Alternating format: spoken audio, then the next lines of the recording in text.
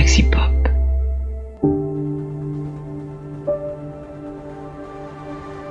Star Trek pour les nuls.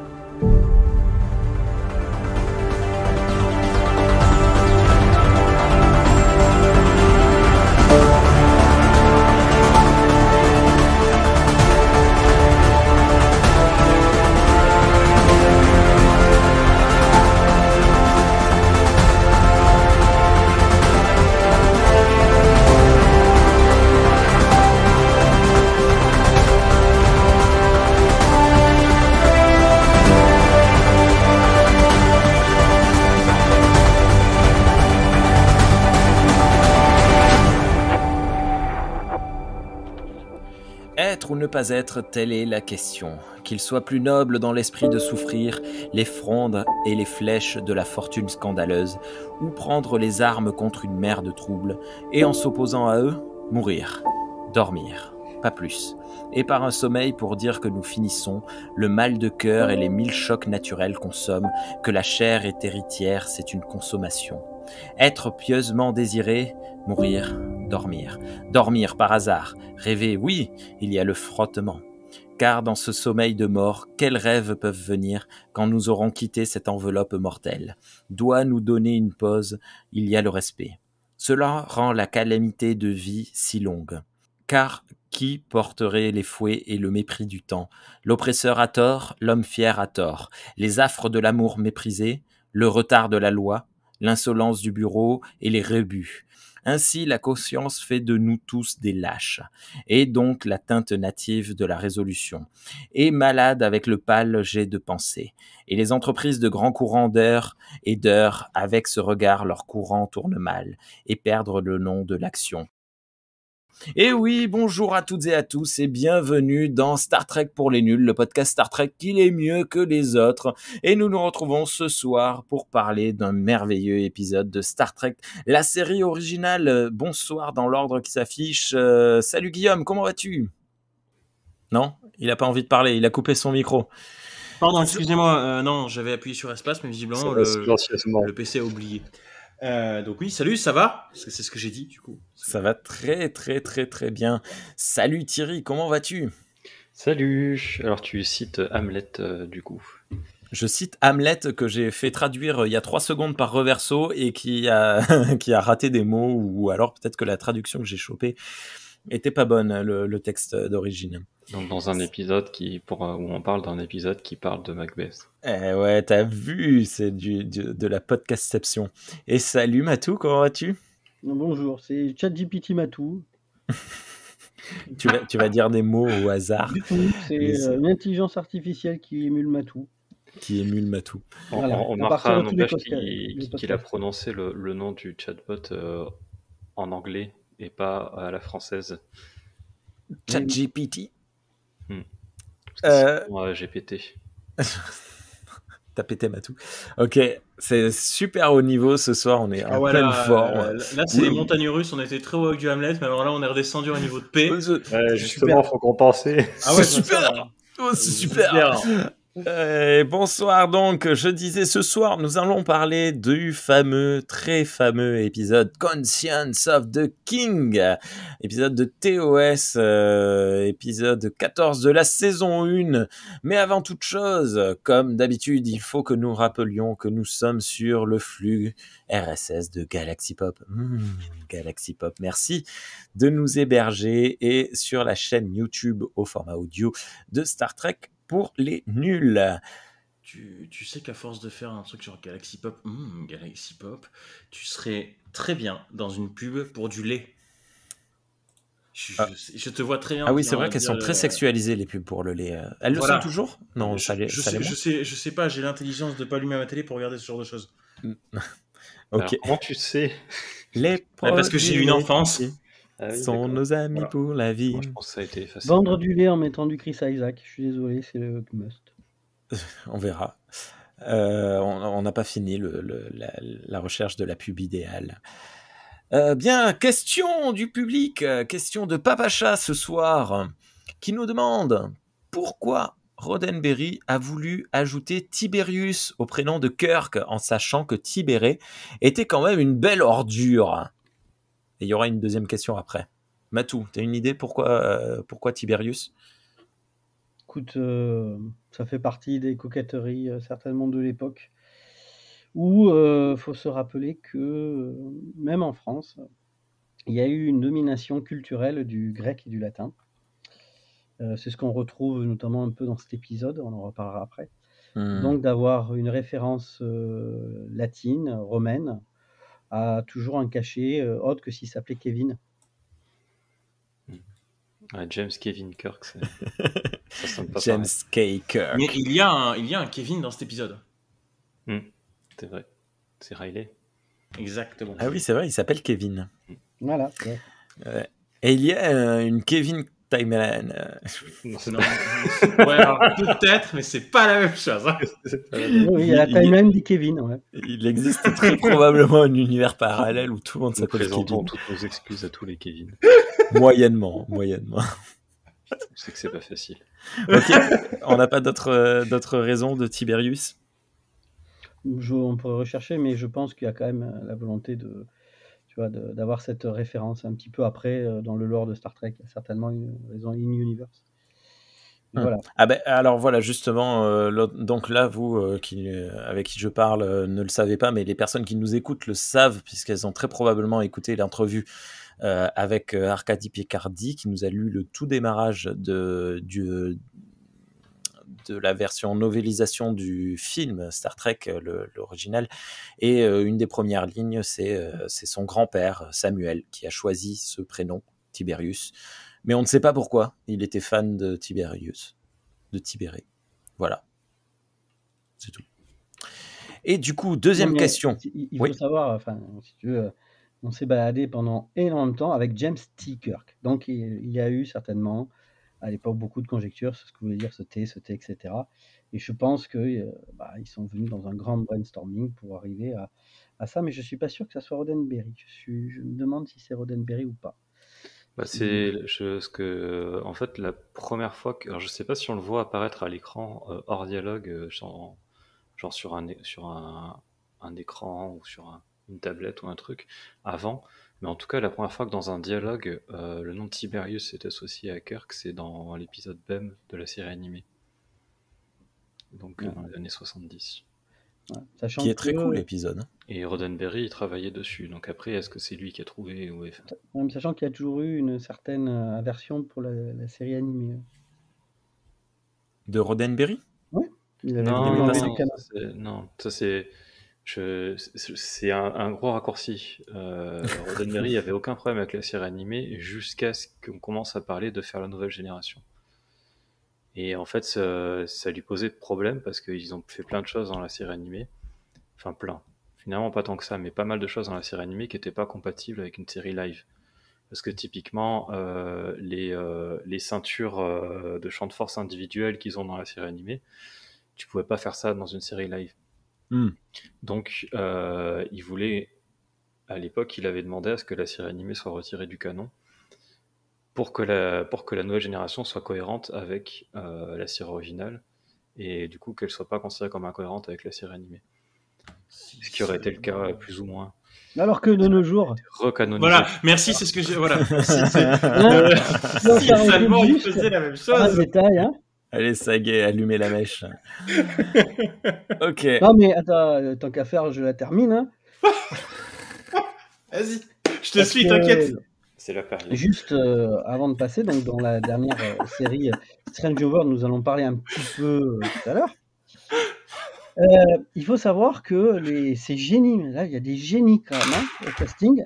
Ils ont pris pour jouer James T. Kirk, un mec qui a 39 ans, sachant que. Il n'avait pas dépassé la quarantaine déjà ? Maintenant, il doit l'avoir dépassé, il doit avoir 40 ans, Paul Bossier. Mais il faut savoir que Kirk est censé prendre le commandement de l'Enterprise, le plus jeune capitaine, à 33 ans.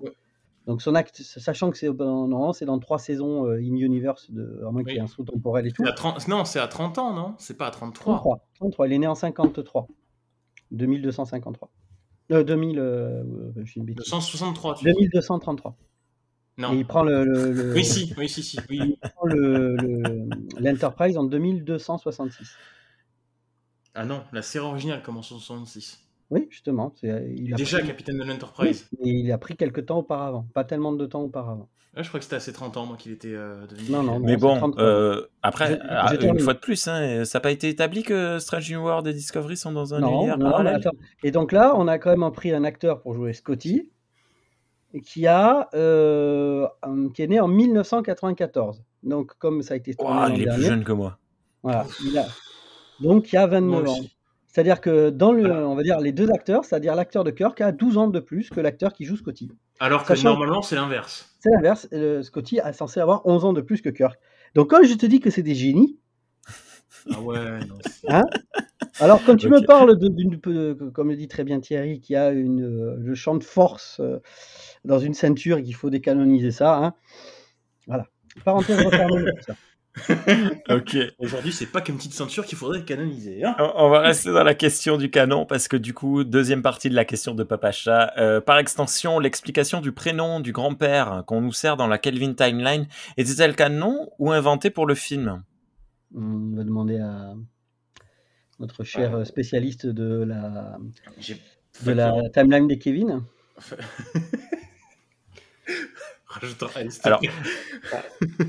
Alors, j'ai pas l'info. J'ai jamais vu passer l'info parce que c'est la première personne qui pose la question en fait, que je vois en tout cas moi poser la question depuis 11-12 ans que je suis fan de Star Trek et je sais pas.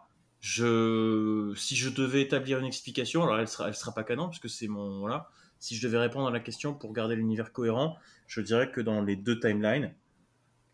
Soit Samuel portait, donc le grand-père, portait également le nom de Tiberius de naissance, et peut-être qu'il s'est intéressé à l'empereur et que du coup voilà. Soit vu qu'il s'est intéressé à l'empereur, il a choisi de se donner un deuxième prénom de Tiberius, et que c'est pour ça que plus tard, quand Winona Kirk dit on pourrait l'appeler comme ton père, George Kirk répond Tiberius, sérieusement? Non, tout sauf ça. Donc, pour rendre ça cohérent, c'est l'explication que je te sortirai. Ça n'a rien de canon parce que j'ai jamais vu passer d'infos là-dessus. Voilà. Faut pas oublier que la Kelvin Timeline ne porte ce nom-là que depuis 2016. Officiellement, en tout cas. Donc, voilà. Je savais même pas que ça avait été officialisé. Depuis 2016, en fait, avec l'extension de STO qui en parlait, justement. D'accord. Pour les 50 ans. Okay. Et une fois de plus, dans le fameux livre de l'adaptation du film, l'autre phrase avant celle de Tiberius, c'est « Je m'appelle James », parce que c'est ma mère qui a... Ah, mais non, c'est le nom de... Ouais, non, bon, ok. Ouais, bah, c'est lié au grand-père. En tout cas, je pense que c'est le fait que le grand-père s'appelle Tiberius, c'est une invention de la Kelvin Timeline, ouais. Et de toute façon, le fait que le nom de Tiberius vienne du grand-père de Kirk, soit parce qu'il l'a proposé, soit parce que c'était son nom, dans tous les cas, ça c'était pas canon avant, puisque ça venait d'un bouquin, et que donc les bouquins sont pas canons. C'est ça. Voilà. Donc voilà. Et je rappelle, ça se passe dans une timeline alternative, mais les films de la Kelvin Timeline sont canons. Donc la timeline alternative est canon. Oui. Donc tout ce qui se dit dedans est canon. Sur cette timeline-là, bien sûr. Oui. Ok. Eh bien, c'est parti. Maintenant qu'on n'a pas répondu à la question. Mais il n'y avait pas de réponse. Enfin, on n'a pas de réponse. On va pouvoir parler de Conscience of the King. Épisode qui sera cité dans Discovery, dans lequel le capitaine Lorca dira qu'est-ce qu'il dit déjà? C'est pareil ce soir. Hein. Ah ouais, c'est. Il dit un truc du genre contexte. Non, mais ça c'est une phrase célèbre. King. Non, c'est une phrase célèbre, c'est-à-dire que les dirigeants ont le droit de s'affranchir des règles communes parce que eux, ils visent à, on va dire, un contexte qui est différent. Voilà, c'est simplement une vieille phrase connue pour relativiser les actions des dirigeants par rapport aux actions on dirait des citoyens, des sujets, de ce que tu veux. Ouais. Voilà. Ben écoute, Matou, tant que tu as la parole, je te la laisse. Est-ce que tu veux bien nous résumer en quelques phrases cet épisode Conscience of the King. Alors, on commence par le résumé classique de TOS. C'est simple. Enfin, très souvent le cas. Il y a Kirk qui essaie de pécho. Ok, tu peux faire Mais là, il y a un petit souci, c'est qu'ils ont mis une histoire autour. Donc, on apprend que dans son enfance, à peu près, ou adolescence, James Kirk est allé sur une colonie humaine, j'y reviendrai après, sur lequel il y a eu un gros problème de famine qui a abouti à ce qu'un dirigeant s'impose et décrète la loi martiale, sans qu'on sache si c'est par les urnes ou par un coup de force qu'il a réussi à s'imposer en tant que leader politique. Et sachant qu'il n'y avait pas de quoi nourrir les 8000 colons, seulement 4000, plutôt qu'il y ait des émeutes, qu'il y ait quelque chose de dramatique, des morts lentes, etc. Il a donc décidé de tuer de manière rapide et indolore 4000 personnes pour en sauver 4000. Sauf qu'il a décidé que les 4000 personnes qui devaient vivre, c'était selon ses conceptions de l'eugénisme et qui aboutissaient à des justifications personnelles pour savoir qui allait survivre. Et ce qui s'est passé, c'est que les provisions envoyées par la Terre sont arrivées en avance, mais n'ont pu éviter les 4000 morts. Sur ce, le gouverneur qui avait été, on va dire, aux commandes, responsable de l'exécution de 4000 personnes, a été retrouvé carbonisé. Les autorités ont clos l'incident là-dessus. Et ce dirigeant qui s'appelle Kodos a été nommé désormais comme Kodos le boucher, si je me souviens bien, ou le massacreur, je ne sais plus exactement. L'exécuteur. L'exécuteur, en ouais. En anglais, c'est... Ouais, Et donc, James T. Kirk est appelé en tant que capitaine de l'Enterprise par une ancienne connaissance qui était elle aussi un homme sur cette colonie, qu'il a fait venir pour un projet fallacieux pour lui dire que il a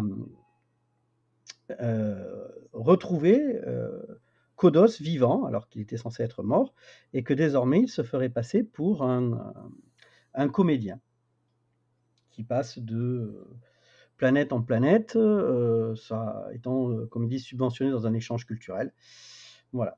Et Kirk n'est pas très content d'avoir été amené pour une fausse raison, puis ça chamboule quelque chose en lui, jusqu'à ce que la personne de connaissance est retrouvée morte. Donc Kirk décide d'en avoir le cœur net et se débrouille pour que la compagnie de théâtre et ce fameux Corrigan viennent à bord, afin de voir si en effet il s'agit bien de Kodos. L'épisode montre un Kirk extrêmement fermé, y compris vis-à-vis de Spock, qui suit, on va dire, son rôle de premier officier, de questionner les actions de Kirk. Alors il y a une grande ambiguïté sur quelque chose, c'est-à-dire qu'il n'y a que 7 personnes qui pouvaient identifier Kodos, parce qu'il y a eu 7 personnes qui ont un contact visuel directement avec lui sur la planète. Ça fait partie des choses parce qu'ils avaient des photos, des machins comme ça, mais ça se joue surtout sur le fait qu'ils peuvent reconnaître sa voix. Bon. Et sur ces 7 personnes, eh bien, il n'en reste plus beaucoup en vie, il n'en reste même pratiquement que 2, et les 2 sont à bord de l'Enterprise, et l'une d'elles est donc le capitaine James T. Kirk. Donc, à un moment, donc, la deuxième personne est isolée dans la salle des machines. Certains y voient une manière pour Kirk de faire un appât. Sauf attends, oui. Ouais, on en reparlera après. Mais oui, n'entre pas trop dans les détails. D'accord. Oui. Si on me donne le résumé, il faut savoir. Je te demande un résumé rapide. Mais vas-y. Donc simplement que cette personne subit elle aussi une tentative d'assassinat. Sauf que Kirk n'est pas convaincu et passe tout l'épisode à se questionner parce que il y a l'histoire de la vengeance, il y a une histoire de justice, et que pour lui, cette accusation n'est pas à prendre à la légère parce qu'elle a de grandes implications. Même si, à un moment, il dit quand même, notre cher capitaine Kirk, que, parce que McCoy lui dit, alors, si c'est lui, vous allez lui trancher la tête et vous balader avec dans les coursives de l'Enterprise. Référence encore une fois à ce qu'on disait au début à on va dire à une culture latine, romaine, grecque, etc. Il dit peut-être, ce qui est bien sûr imagé, peut-être pas, mais en tout cas, s'il meurt, on va dire, McCoy lui dit ça ne ramènera pas les victimes, ça ne guérira pas des morts. Mais Kirk répond oui, mais peut-être qu'ils reposeront un peu plus en paix. Donc l'enjeu moral se tourne autour de ne pas accuser un innocent d'être un criminel, on va dire que crime contre l'humanité. Donc voilà tout ce qui tourne autour, avec, comme je l'ai dit, la fille de ce comédien qui a 19 ans et dont Kirk est Samourash. Et il y a, j'ai compté à peu près un tiers de l'épisode qui sont autour de la romance entre les deux. Voilà pour l'histoire avant la chute finale. Ok, merci beaucoup pour ce résumé. Il semblerait que Guillaume soit parti, c'est pas bien grave. Nous avons donc un épisode que j'ai trouvé, ma foi, très très très très bon déjà à l'époque. Enfin, ça fait partie de ces épisodes que tu gardes. Enfin, peut-être que je ne parle que pour moi, mais que on a en tête souvent. Quand on veut citer des épisodes marquants de la série originale, moi c'est Kodos et enfin bon bref, cet épisode me reste, la conscience du roi me reste pas mal en tête. Comme un épisode assez puissant dans sa thématique. C'est toi Thierry qui nous l'a proposé, pourquoi tu voulais qu'on en parle? Parce que en fait il y a l'équipage de l'Enterprise donc, qui se retrouve à se retrouver avec un criminel de guerre, un meurtrier de masse sous la main,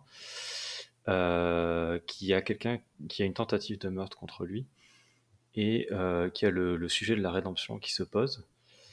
Et un peu comme pour l'épisode dont on a parlé précédemment, The Wounded de la nouvelle génération, c'est l'épisode 8 de la saison 2 de Strange New World qui m'a fait penser à ça parce qu'il aborde des thèmes similaires et que je trouvais intéressant de voir comment la série originale manipulait ces thèmes-là.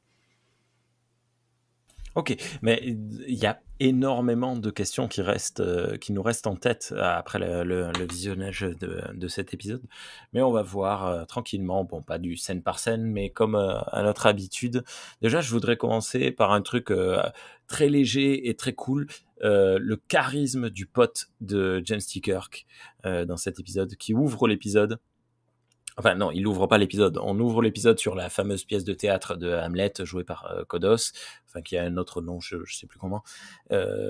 Et par contre, on voit dans le public James, le capitaine Kirk, avec quelqu'un à côté de lui. Et cette personne est filmée de 3/4 de face. On voit qu'il a quelque chose sur son côté gauche du visage, mais on voit pas exactement quoi. Et il est énervé. Il dit, regardez bien lui, regardez bien Hamlet. C'est pas le Hamlet qui joue, il joue son père ou je sais plus quoi. Regardez bien ce personnage. C'est Kodos, moi je te dis.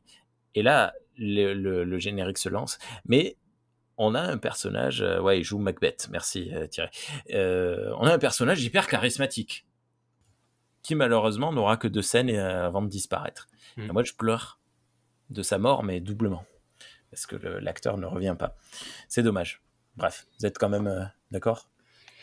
Oui, après il y a effectivement il y a un petit peu ce petit truc de mise en scène sur la révélation du fait que il a une moitié de la tête qui est recouvert d'une prothèse. Au départ, on pense que c'est juste un cache-œil, puis en fait, c'est vraiment.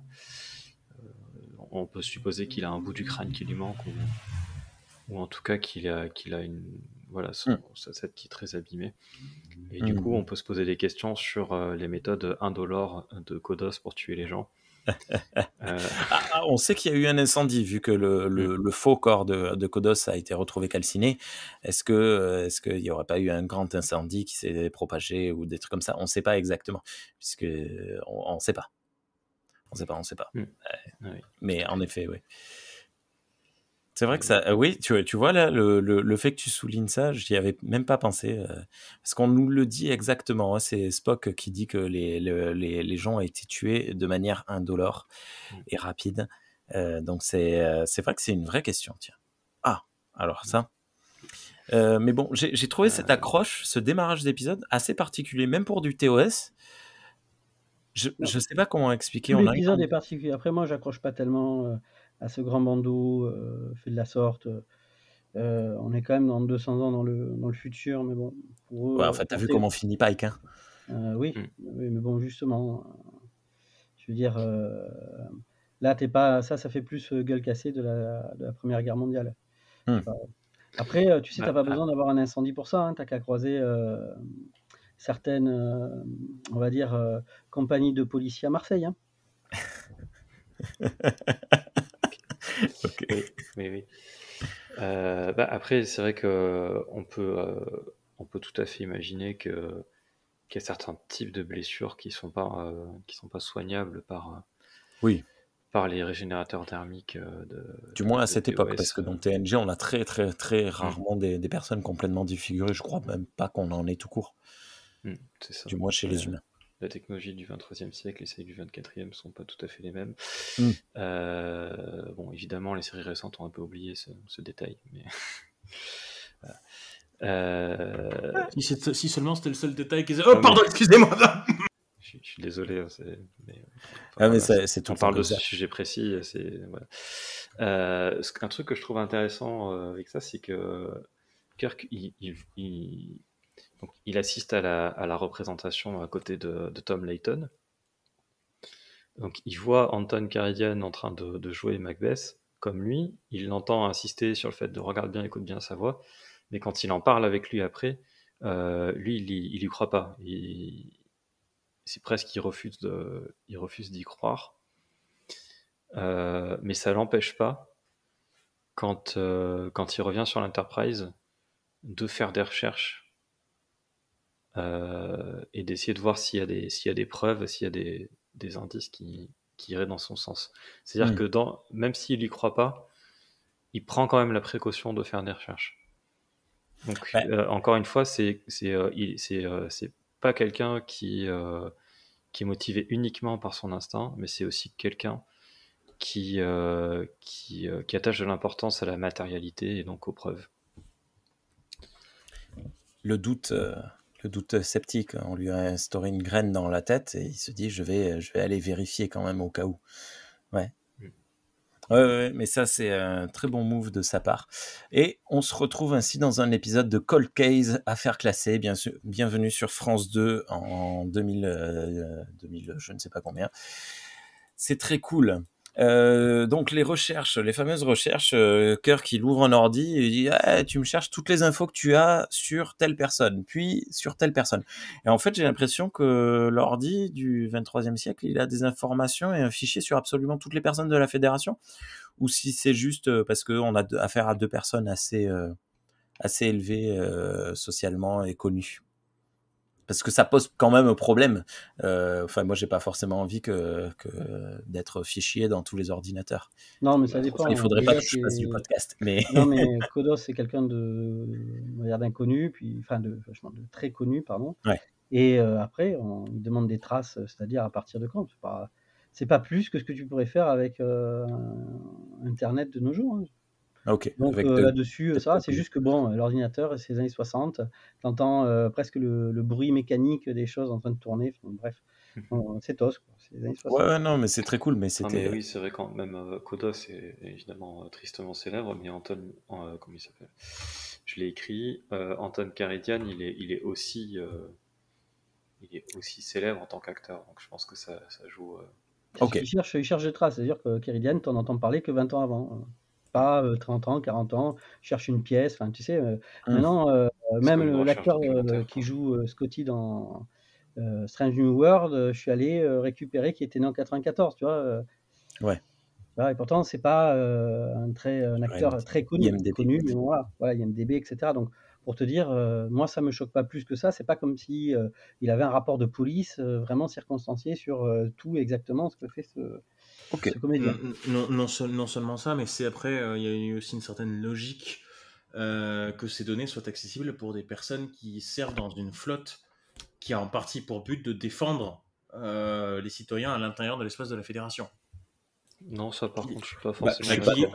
Qu'il y ait un accès, si tu reçois l'éducation pour avoir le respect des vies privées de la personne, tu n'iras pas chercher par voyeurisme, tu n'iras pas chercher par volonté de stalker une personne, tu n'utiliseras ces données que de façon parcimonique si jamais la situation te l'impose. Pour moi, Star Trek, c'est tout cet ensemble. C'est-à-dire que tu as cette éducation qui fait que tu as la présence d'esprit de dire, même si ces données sont centralisées quelque part, même si en tant qu'officier de la flotte, je peux y avoir accès, j'ai la décence, en fait, parce qu'on m'a inculqué cette décence, de n'utiliser ces données que si la situation l'exige. Et dans ce cas-là, oui, la situation l'exige, en fait. Ouais. Voilà, c'est Ouais, dans ce non, moi sens-là que je l'entends. je suis pas d'accord avec ça. Par contre, là, de la situation précise et les informations qu'il va chercher, ça me choque pas que ça soit accessible. Parce que pour moi, c'est l'équivalent d'un inspecteur dans les années 90 qui irait aux archives publiques visionner des microfilms pour retrouver des infos dans les journaux, Puis- etc. Par contre, des infos précises sur tous les citoyens de la Fédération et sur leur vie, effectivement, moi, ça me paraît un pas. Là, pour moi, Star Trek, c'est pas naïf. Et je pense que ça serait naïf de croire que même en ayant reçu l'éducation de la Fédération, absolument 100% des officiers qui servent sur des vaisseaux, on pourrait leur faire confiance pour ne pas aller fouiller dans des données, des trucs qu'ils D'autant regardent que pas. dans Star Trek, tous les autres capitaines sont sont des salauds. Non, Non, mais c'est pas de vrai. toute façon, J'ai pas dit 100%, mais Star Trek, c'est une ère d'abondance technologique et néanmoins de beaucoup de connectivité. Je veux dire, les canaux spatiaux, les rapports transmis, etc. Donc ça ne m'étonne pas que beaucoup d'informations puissent être recueillies. non, Voilà, mais ça m'étonne absolument pas, c'est en fait. simple, hein. Il suffit d'aller plus rapidement, hein, pour trancher à ta question. Quand tu consultes un fichier, même de nos jours, tu laisses une trace. C'est justement ce qui permet de savoir qui a consulté quand et pourquoi, parce qu'on peut te demander des comptes. 2, si Kirk avait accès à vraiment à des informations comme, c'est simple, hein, l'état civil avec ta date de naissance, ton lieu de naissance. Or, apparemment, il ne trouve rien de tout ça. Donc ça veut dire que ces fichiers sont extrêmement lacunaires. Tout à fait. Voilà, donc Non, mais pour moi, fermons ça se cette base sur parenthèse et avançons. ça se base sur des données publiques telles que l'équivalent au XXIe siècle des journaux en ligne d'aujourd'hui, quoi. Comme on disait tout à l'heure, c'est des personnalités publiques, donc c'est pas choquant que ces informations soient facilement accessibles. Ouais. Mais sinon, je confirme ce que tu dis, Matou. Moi, dans mon métier, par exemple, chaque fois que je fais une requête sur la base de données qui est utilisée par les clients, mon nom y est associé. Donc, absolument toutes les infos que je pourrais aller chercher on peut identifier que c'est moi qui l'ai fait. Et donc, si je vais voir des trucs qui ne me regardent pas, ça peut me retomber dessus. Et du coup, tu vas voir des trucs qui te regardent pas? Ça m'est pas retombé dessus, donc non. Ok. Non, Bon, j'ai l'histoire d'autres choses à avance foutre un maintenant. petit peu. On découvre la fille de Kodos. Oui, alors j'ai Petite noté mise un en scène. truc. Ouais. J'ai noté pour une fois la Kirk Babe est pas à moitié à poil, ça change. Et puis après j'ai écrit ou pas, parce qu'effectivement dans cette scène elle est plutôt beaucoup habillée pour une romance de Kirk. Mais en fait plus tard on la verra pas mal moins habillée, même si c'est pas la pire. Voilà. Arena, pas Arena, mais je sais plus quoi. Enfin bon, bref. Et non, mais petite mise en scène. On voit son regard qui se porte vers la porte. Contre-champ, on la voit arriver, traverser la porte. Contre-champ, on voit Kirk qui sort son sourire ravageur et il se dit, celle-là, c'est la fille de Kodos. Elle est pour moi. D'ailleurs, ouais, bon, enfin bon, bref, là, moi, à ce moment-là, j'ai noté, bon, c'est une question qui se repose sur la fin, mais bon, peut-être qu'on peut la traiter maintenant. Est-ce qu'il la drague clairement juste pour arriver à ses fins, ou est-ce qu'il n'y a pas de mal à se faire du bien de temps en temps? Il y répond à la fin de l'épisode. Et effectivement, au départ, il dit qu'au départ, c'était pour arriver à ses fins, pour en savoir plus sur son père. mais qui dit que après, en cours de route, ça s'est transformé en autre chose, quoi, qu'il a développé des sentiments. Ouais. L'astuce que j'aurais à utiliser, mais bon, on reste dans une production des années 60, il faut le rappeler toutes les 3 secondes, mais le sourire qu'il sort quand il la voit est tellement naturel. Je me dis, quelque part, dès les premiers instants, il se dit, il n'y a pas de mal à se faire du bien. Et donc, elle est bien jolie, et voilà. Je pense qu'il y a Ouais, mais il dans y ce va. cas-là, pourquoi il dirait, quand elle lui pose la question, qu'au départ c'était juste pour avoir des infos? Il dit au départ oui, mais je sais pas, c'est quand même très naturel. Et puis bon, Kirk, il aime bien les jolies femmes, quoi. Je sais pas, Moi, je trouve que ça s'illustre dans cette grande lignée de cette grande tradition de Kirk, oui. qui sait qu'il est séduisant et qui se sert de ça pour arriver à ses fins. En général, c'est sauver son équipage. Là, c'est pour vérifier si un type est un criminel de masse ou pas. Et d'ailleurs, qui conduit, moi, je trouve assez injustement à avoir une fausse image de Kirk dans la pop culture, parce que on le voit comme un obsédé en fait, alors que pas du tout. C'est un stratège et il utilise tous les moyens à sa disposition pour ce dont il a besoin. Et un de ses moyens, c'est la séduction. Et c'est un truc que j'aime énormément dans le personnage de Kirk, cette subtilité-là, parce que en général, dans les années 60 et même après, dans les années 70, 80, même 90, quand il y a des personnages qui utilisent la séduction pour obtenir autre chose, c'est des femmes. Et donc là, la série originale donne à Kirk un rôle qui est typiquement féminin, en fait, à ce niveau-là. Mais malheureusement, ce qui est souvent retenu, c'est que c'est un mec qui embrasse beaucoup de femmes, donc c'est un obsédé, et donc c'est un... Voilà. Et je trouve ça dommage. Donc j'en profite pour le caser ici. Ah mais c'est très très bien. Et il n'arrache pas son t-shirt dans cet épisode non plus.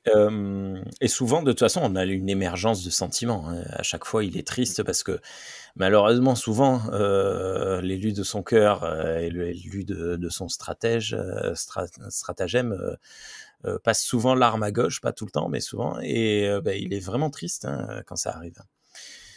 Oui, parce qu'en général, il veut pas faire de mal à la personne concernée. En fait. Il est gentil.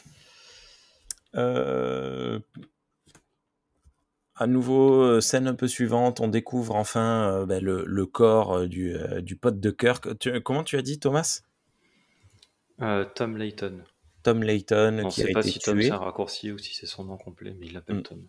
Et là, se passe ce qui doit se passer. C'est ce qui fait prendre la décision qui démarre réellement l'histoire au final de Kirk, qui décide de prendre l'équipage pas l'équipage mais la troupe de théâtre à son bord de son vaisseau à lui, et d'amener tout le monde sur la planète suivante, lui laissant libre champ de pouvoir faire son enquête. Mais avant cela, moi je me pose une question quand même, parce que Tom, il est découvert mort et on n'a pas de véritable enquête. Je trouve ça étrange en fait, parce qu'il y a plusieurs vaisseaux autour de la planète. Bon, on se doute que c'est une vraie planète, donc évidemment qu'il y a des vaisseaux partout, tout le temps, mais l'équipage de Kirk est présent sur place. Comment ça se fait qu'il ait le droit de partir aussi vite comme ça ? Alors certes, il est militaire, mais c'est étrange, non ? Après, il y a une ellipse. Matou ? Il a glissé. Ok. Oui, tu crois qu'il y a une ellipse ? Ah bah oui, il y a carrément une ellipse entre ce moment-là et le moment où il est sur la passerelle en train de manigancer son astuce pour que la troupe de même pas de théâtre quoi il est se mort. paye sur l'Enterprise. C'est juste que c'était, comme tu dis, nécessaire. Enfin voilà, ça fait partie d'une ficelle. C'est Ok. il est mort, il a pas pu faire, il a pas pu l'accuser, il a pas pu machin, etc. Donc voilà. Et puis Kirk prend le relais. Par contre, effectivement, c'est un défaut de l'épisode, c'est que on sait à la fin, et de toute façon, je vais le dire maintenant, il va falloir l'aborder à un moment donné. On sait à la fin que c'est Léonore qui tue les gens. Et là, là, elle était avec Kirk, donc quand est-ce qu'elle a pu le tuer ? Non, mais il est parti avant. Il devait revenir. Il a fait et elle l'a tué avant qu'elle vienne dans le cocktail. Ah ouais, bien vu. Oui, j'avais pas pensé à ça. Et en fait, si ça se trouve, elle a emmené Kirk par là dans l'idée de le tuer, puis en fait, elle a un peu trop rapproché du corps. Non, Vu bah, que visiblement, on c'est un pourrait, endroit où il n'y a pas de témoins. on pourrait y croire, mais sinon, Fricoté. elle avait l'occasion de pouvoir le buter là aussi. Justement, Oui. ça aurait été un bon moment de mise en scène que quelqu'un d'autre se radine, mais bon. Enfin voilà, tu vois, c'est Kirk, hein, lui, on le fume pas dans un bout du décor comme ça, quoi. Non, c'est pas possible. Non, mais c'est peut-être l'idée, parce qu'en plus, quand il marche, je crois que c'est Kirk qui lui dit que ça fait un moment qu'il marche, enfin, qu'il remarque que ça fait un moment qu'il marche. Et c'est là que Léonore, elle joue un peu le jeu aussi du fait qu'il essaie de la séduire et que peut-être pour détourner son attention de ce fait-là qui pourrait paraître louche de son point de vue à elle, parce que de son point de vue à lui, pour l'instant, il a zéro soupçon sur elle. Donc, Enfin, ils marchent, ils viennent du plateau d'à côté pour arriver dans un autre bout de Portlandie. Ah, t'es de bonne humeur ce soir, Matou. Je sais pas ce qui t'arrive. Non, mais L'histoire avance. non, mais tu vois, pas clairement. Là, par exemple, je veux dire que ce qu'on souligne là, c'est une des faiblesses parce que ça n'a pas du tout été articulé. On l'a mis mort dans un endroit et puis pouf, scène suivante. Il y a des Ouais. bonnes qualités là-dedans, mais là, on est censé de dire que il fallait qu'ils viennent sur l'Enterprise, il fallait une raison, il fallait quelque chose. En gros, le problème de Layton, c'est que c'est un personnage fonction. Il amène l'enjeu, pouf, au revoir. Ouais, c'est Mais dommage. ça, Moi, j'aurais bien aimé. j'ai bien aimé sa veuve quand elle recouvre. Bon, puisses-tu trouver la paix que tu n'avais plus, etc. Alors c'est sensique, c'est juste l'impression qu'elle Allez, hop. dit. Elle a dit, ah putain, ça y est, il a arrêté de me gonfler celui-là.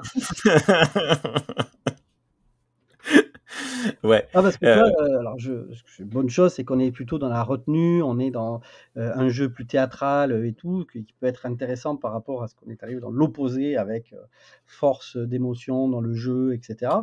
Mais bon, là, on aurait pu avoir une veuve un petit peu plus éplorée que le recouvrir en lui disant c'est bon, tu vas enfin trouver la paix que tu n'avais pas, etc.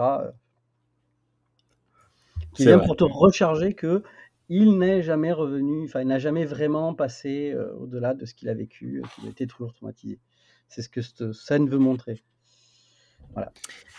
Moi, du coup, j'en profite pour passer un petit message à tous les gens qui accusent Matou de détester tout ce qui est récent et d'adorer tout ce qui est ancien. Eh ben, là, vous avez la preuve que non, parce qu'il dit du mal d'une scène de la série originale. D'ailleurs, deuxième ou troisième, ou je ne sais plus, ça fait 10 minutes que l'épisode a commencé, mais encore une grosse ficelle. Il ne reste plus que 2 personnes dans l'univers entier qui ont croisé Kodos et qui sont capables de le distinguer parmi d'autres personnes. Il s'agit de James T. Kirk et de Riley Kevin, qui est sur l'Enterprise. Po, po, po. Gros enchaînement, donc, grosse révélation. Un des red shirts de l'Enterprise est capable. Comment? Un red shirt. Il a un costume moutarde. C'est vrai, il n'est pas en rouge? Je me souvenais pas. Non, c'est pour ça qu'il j'ai regardé l'épisode hier soir, je l'ai regardé de nouveau ce midi et je ne me souviens pas. Oui, mais t'es daltonien. Oui, désolé. Mais moi, au moins, je vois. Donc, effectivement, la ficelle, c'est que, comme par hasard, la deuxième personne qui reste est sur... Quoi? Et non, il y a Guigui en train de râler, mais... Et il va se calmer, le validiste, ou comment ça se passe, là? La touche espace est encore plantée, désolé. Ouais. D'accord. Je croyais que c'était à moi que tu le disais. Non, il s'énerve sur moi parce que j'ai taclé les... Non, mais c'est le but, c'est de couper Thierry à peu près tout le temps. Ah, d'accord. Tu voulais dire un truc, Guillaume, du coup? Non, je voulais juste répondre à son insulte. Ah, d'accord. Okay. Et donc, juste quand même, avant de la révélation, j'ai oublié de le faire. Donc, on a l'arrivée tout de même de la fille de Kodos sur la passerelle de l'Enterprise. Et là se passe juste une scène qui m'a fait mettre pause, retour en arrière, et qui m'a fait pas mal rigoler. On a Janice Rand qui monte par le turbolift, qui rentre sur la passerelle et qui croise... comment s'appelle la fille de Kodos? Léonore. Comment? Léonore. Qui croise Léonore et lui jette un regard noir, mais d'une noirceur. Vous remettrez l'épisode et le moment où elle rentre, c'est la seule apparition de Janice Rand, ça dure 3 secondes. Elle rentre, elle croise son regard et l'air de dire « Toi, je vais t'en coller une ». Pourquoi? Et elle avait raison. Et elle avait raison. Mais Voilà. pourquoi ce regard? Qu'est-ce qu'ils ont... Tu sais, ça fait partie de ces mystères. Après, si, bah, c'est toujours plus ou moins enfin, un peu sous-entendu que Janice Rand elle est à fond sur Kirk, quoi. Et donc du coup, Kirk qui ramène une de ses conquêtes à bord, elle est Sérieux? jalouse. C'est un peu cliché, mais bon, je pense que c'est l'idée Non, attends, derrière. j'ai jamais vu ça, moi. Je savais pas. Ok. Bah, Ah, ben, du coup, c'est jamais trop mis en avant, hein. C'est toujours un peu discret dans ses réactions, tout ça. Enfin, sauf dans l'épisode horrible d'ailleurs où The Evil Within, où il y a la version où Kirk est divisé en sa ah oui, version ah oui, oui, méchante oui. et sa version Très gentille. problématique ce qui lui Ouais. arrive. Ouais. Mais du coup, dedans, c'est carrément impliqué que ouais, si ça avait été le Kirk normal, ça lui aurait pas déplu, quoi. Hmm. C'est d'ailleurs, ça fait partie du truc qui est horrible dans l'épisode et qui est un peu dégueulasse, un peu difficile à voir de nos jours. Ouais. Donc oui, je pense que c'est un truc de fond dans la série originale de dire que Janice D'accord. elle est attirée par Ok. Kirk. Et, voilà. Donc je pense que Bon, le bah, regard du noir, coup, c'est censé être un regard de jalousie. ok. Bah, je suis content que ça soit discret, tu vois, que ça soit pas trop mis en avant, parce que C'est- je trouve ça un peu nul, mais bon. Moi, je me suis dit, ça se trouve, c'est les actrices qui pouvaient pas se piffrer. Et elle se dit, oui, bon, là, tu rentres par le truc. Elle arrive, elle lui rejette une patate dans la gueule. Bon, bref, ça m'aurait fait marrer. Bref, désolé. Voilà. Grosse question. Pourquoi, et ça, Matou, tu l'as bien souligné lors de ton résumé, pourquoi Kirk garde toutes ces infos cachées? Pourquoi est-ce qu'il en parle pas à Spock? Pourquoi est-ce qu'il en parle pas à Riley? Qu'est-ce qui se passe dans la tête de Kirk? C'est quoi? C'est le doute qui est tellement fort en lui qu'il ne veut garder toutes les C'est un informations? héros des années 60. D'accord. Donc, il y a un article qui est paru dernièrement parlant du cœur de Strange New World comme quelqu'un qui admet plus ses vulnérabilités, etc. Enfin, bref, je suis pas du tout d'accord avec cet article parce que déjà dans TOS, on voit pas mal de fêlures dans le Kirk. Et c'est plutôt bien que ça soit un épisode de la première saison, ça permet de voir justement certaines évolutions du personnage de Kirk. Là, il agit en commandant, c'est-à-dire qu'il n'explique pas ses ordres, il suit clairement quelque chose. Mais le fait qu'il soit à la fois juge et partie, on va dire, le met à mon avis très... le gêne énormément et devant cette gêne, il ne se n'ouvre pas. Alors qu'il pourrait s'en ouvrir à son second, à McCoy, etc. D'ailleurs, les autres arrivent très bien à le deviner par eux-mêmes. Donc voilà, pour moi, c'est typiquement encore dans quelque chose des années 60. On est dans le héros des années 60 qui encaisse. Pour moi, le fait qu'il isole Riley, c'est une manière de pousser éventuellement ce qu'il pense être le meurtrier à venir s'en prendre à lui. C'est-à-dire, il n'y en a que deux. Si j'en isole un, ben moi, je suis encore une cible et j'arriverai à le confronter. Voilà, moi c'est comme ça que je vois les choses. Pour moi, là-dessus, vu qu'on en est là, tu sais, après, pas avant qu'il s'échappe de l'infirmerie, il y a McCoy qui fait son entrée dans son journal de bord, enfin son journal personnel, et il dit que Riley on a profité pour confiner Riley à l'infirmerie dans le but qu'il ne croise pas, j'allais dire Kodos, mais c'est Caridian. Et en fait, je pense que le poste où était Riley avant, c'était un poste où il avait de fortes chances de croiser les invités, et donc de croiser Anton Caridian, et donc de le reconnaître en tant que Kodos, et peut-être d'agir pas forcément de la meilleure des manières, ou de devenir une cible. Et en fait, je pense que le but de Kirk, c'était surtout d'éviter cette rencontre-là. Et donc il met dans un endroit où il est tout seul, et c'est bien, l'épisode souligne bien qu'il est tout seul à cet endroit-là et qu'il croise personne. Je pense que c'est vraiment le but, c'est ça. Donc ça se rajoute à ce que tu dis, hein, parce que je pense que c'est effectivement une manière de le protéger, lui, mais aussi de protéger Anton Caridian. Parce que je pense, d'ailleurs, on voit ce que ça va donner avec la réaction de Riley quand il apprendra que Caridian est soupçonné d'être Kodos. Lui, son idée, c'est de suite d'aller l'assassiner, quoi. Et là, Riley, il est aussi là pour être, on va dire, un personnage quelque part fonction, parce que il est censé incarner l'une des tensions de Kirk vis-à-vis de Kodos. Et à la fin, quand Kirk le dissuade de se faire justice lui-même, de suivre sa vengeance, etc., on voit que là encore, on est dans le héros des années 60 qui a un sens moral aigu et qui lui dit non, c'est pas comme ça, je vous donne l'ordre. D'ailleurs, il le fait beaucoup plus à l'autorité qu'à la persuasion. Il y a un petit peu de persuasion, mais il y a beaucoup d'autorité. Oui. Et il le récupère, mais après, une fois qu'il a mis Riley de côté, c'est lui qui va arrêter Kodos directement pour le confondre. C'est-à-dire, je t'ai pas arrêté pour qu'il parte, je t'ai arrêté dans ta volonté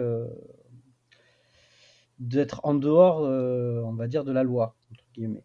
Et en revanche, moi, en tant que dépositaire de l'autorité de la loi, je vais continuer et je vais arrêter Kodos.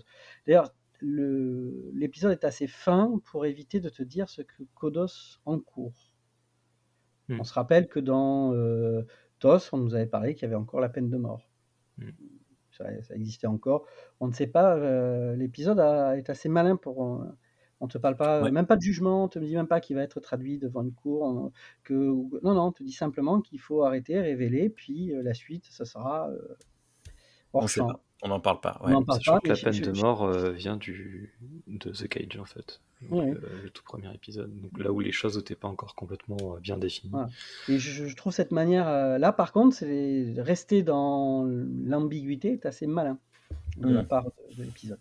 Je suis d'accord. Voilà. Pour revenir à Kirk qui parle à personne, donc, je suis d'accord avec ce que tu as dit, Matou, et je voulais ajouter un truc, c'est que je pense que... Alors, c'est une interprétation, mais elle est appuyée par quelque chose quand même. Je pense que Kirk est quand même assez remué, parce que c'est un traumatisme pour lui. Et donc, je pense que ça joue dans le fait qu'il en parle à personne, et ça joue dans le fait qu'il a un comportement plus autoritaire que d'habitude, où il justifie pas ses ordres. Et c'est pour ça que c'est Spock et McCoy remarquent qu'il y a quelque chose de pas normal chez lui, et je pense que parce qu'il est remué par le traumatisme aussi. Voilà. Et le fait qu'ils le remarquent eux et qu'ils voient qu'il n'est pas dans son état normal, ça appuie un peu cette hypothèse, je pense. Exactement. Moi, au démarrage, j'avais noté il y a un truc qui cloche dans la relation amicale entre Spock et Kirk, etc. Mais en réalité, non, oui, clairement, Spock détecte immédiatement qu'il se passe quelque chose qui cloche. Et de toute façon, on le voit dans le jeu de Shatner, il est extrêmement bougon. Dès qu'on le voit seul, il a le visage renfermé, il est vraiment bloqué sur lui-même, il réfléchit. Donc oui, je suis assez d'accord. C'est moi que tu changes. Enfin, il faudrait qu'on me parle un petit peu de cette thématique, parce que là aussi, c'est pas pour rien qu'elle est dans les années 60. Quoi donc? Toute la thématique, tout l'enjeu. Moral. Vas-y, si tu veux, parce que là, moi, j'allais enchaîner sur autre chose, sur l'utopie tréquienne. Donc c'est très bien. Vas-y si tu veux. Non, mais c'est-à-dire que dans les années 60, on est, faut se rappeler, on est à peu près 21 ans après la Seconde Guerre mondiale. Tout ce qui a été au niveau des massacres de la Seconde Guerre mondiale, mais pas que, des massacres coloniaux qui étaient faits par les grands empires coloniaux, dont les Européens, aussi certains massacres faits par les États-Unis. Enfin bref, tout ça a commencé à se connaître, se savoir et tout. Et donc, il se pose la question de ce que tu arrives à faire dans les bordures de la civilisation. La colonie est vraiment vécue comme l'ancien Far West, ou du moins comme les colonies, c'est-à-dire un endroit à part, dans lequel il y a des règlements un peu à part. Comme il dit, il a pris il a décrété la loi martiale, sauf qu'une loi martiale qui te permet de tuer 4000 personnes, je sais pas, faut voir un peu, quoi. C'est-à-dire même une loi martiale, c'est-à-dire qu'on suspend un certain nombre de prérogatives de la démocratie ou autre, etc. Ouais, mais ça légitime pas pour autant de massacre. Mais dans le cadre de gouverneurs, on peut prendre le gouverneur des Indes avec l'Angleterre et tout, pas mal de massacres à l'époque.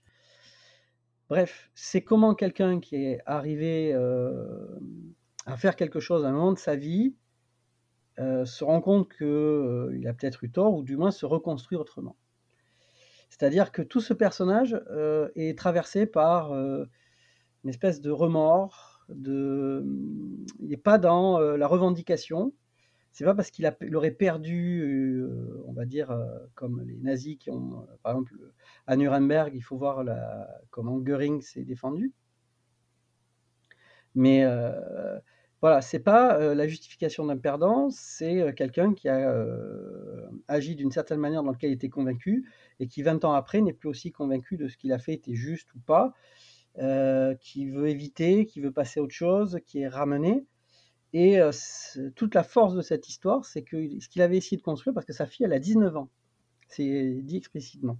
Ça fait 20 ans qu'il joue un autre rôle. Ça veut dire que sa fille, elle est née après ça, quand elle a essayé de passer à autre chose, d'être autre chose. Ah, pardon.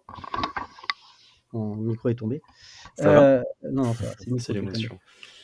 Qu'il a essayé d'être autre chose pendant 20 ans, et quelque part, il avait tout fait pour que sa fille soit, on va dire, un nouveau départ, quelque chose qui n'est pas entaché par ses crimes antérieurs. Lui porte son fardeau, le portera toute sa vie, même s'il essaie de passer autre chose, mais sa fille, c'était la promesse d'un autre, on va dire, d'une rédemption.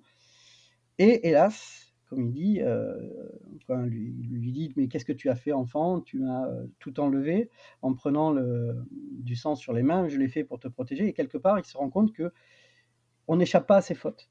Même sa propre, on va dire, rédemption et enfant, eh bien, son héritage criminel lui est retombé dessus. Mm. Et c'est ça qui est une thématique assez intéressante des années 60, c'est-à-dire que tu imagines, on est en pleine Allemagne post-nazie, bon, ça fait 20 ans, etc. Mais il a fallu qu'il y ait des gens qui se construisent en disant que leurs parents ont peut-être fait une guerre. C'est pareil pour certaines guerres coloniales. Nous, en France, on a eu la guerre d'Algérie, par exemple, et qui doivent donc se dire que leurs propres ascendants ont été dans des situations de guerre pas très propres et autres. Et pourtant, il faut se construire, et le message, quelque part, est assez pessimiste, hein, parce que ça montre que même avec tout le cœur qu'a essayé de mettre Kodos pour tourner la page du criminel qu'il a été, ben, il est rattrapé par sa, on va dire, par sa propre enfance. Quoi qu'il arrive, il y a une forme de drame, hein, vu qu'on est dans une pièce de théâtre, c'est un drame de la Grèce ancienne. Quoi qu'il arrive, t'es foutu, mon pote. Oui, totalement. Ouais, là, je suis d'accord avec tout ce qu'a dit Matou, et notamment sur les parallèles avec la colonisation auxquels j'avais pas pensé.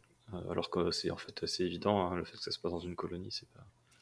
Même si c'est pas le même genre de colonie que. Parce que les colonies de la Fédération, c'est des colonies où on conquiert rien du tout, c'est des planètes on est il y a censé être. il y a pas de civilisation, et puis voilà. Mais c'est les colonies américaines, c'est-à-dire c'est comme quand on a voilà. conquis le Far West, etc. Sauf que voilà. Alors juste petite, parce que C'est comme on les a eu une Gungans. longue discussion avec Papa Chat sur le Discord. Ouais, alors Mais- je voulais la citer, mais c'est trop long. Donc, Non, mais c'est-à-dire que Changing World a répondu lors de son dernier épisode, dans lequel il relate une colonie qui est, c'est bien dit, c'est une colonie. Alors tu vois que des humains, aidés par un vaisseau de la Fédération, tu vois, donc tu vois bien que c'est humain, et il est dit qu'ils ne sont toujours pas liés à la Fédération et ont pourparlers pour entrer dans la Fédération.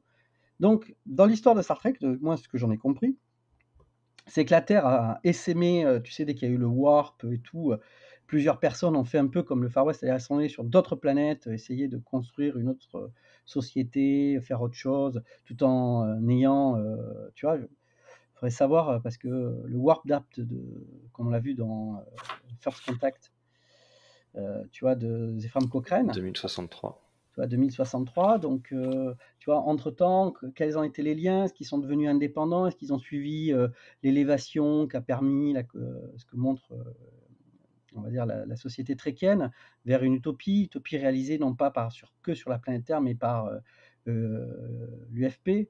Donc pour moi, clairement, cette colonie, elle est indépendante. La Terre a encore des liens avec elle, comme tu vois, comme un pays comme des gens qui étaient avant sur Terre. D'ailleurs, il y a des terriens comme Kirk qui sont allés y travailler, tu vois, un peu comme certains, tu sais, personnes vont travailler dans des kibboutz en Israël, puis reviennent, enfin, tu vois. Je ne sais pas comment te dire, tu vois, par exemple, je dis une bêtise, mais qui n'a rien à voir, mais tu sais, les Mormons, on leur demande d'aller prêcher la bonne parole un peu partout dans le monde avant de revenir aux États-Unis, tu vois. Et donc, je ne sais pas si, pour certains, ils ont besoin d'aller voir un peu dans les colonies un autre style d'humanité pour être sûr qu'ils veulent bien en être dans celle de la Terre. C'est très flou. L'épisode est volontairement flou. De toute façon, à l'époque, toute cette construction politique dont on parle n'existait pas, elle était très très flousaille aussi, parce que on est dans une série des années 60 qui ne sait pas qu'elle va durer pendant plus de 60 ans. Et qu'il va y avoir un lore et qu'il va y avoir des choses qui vont se construire par-dessus.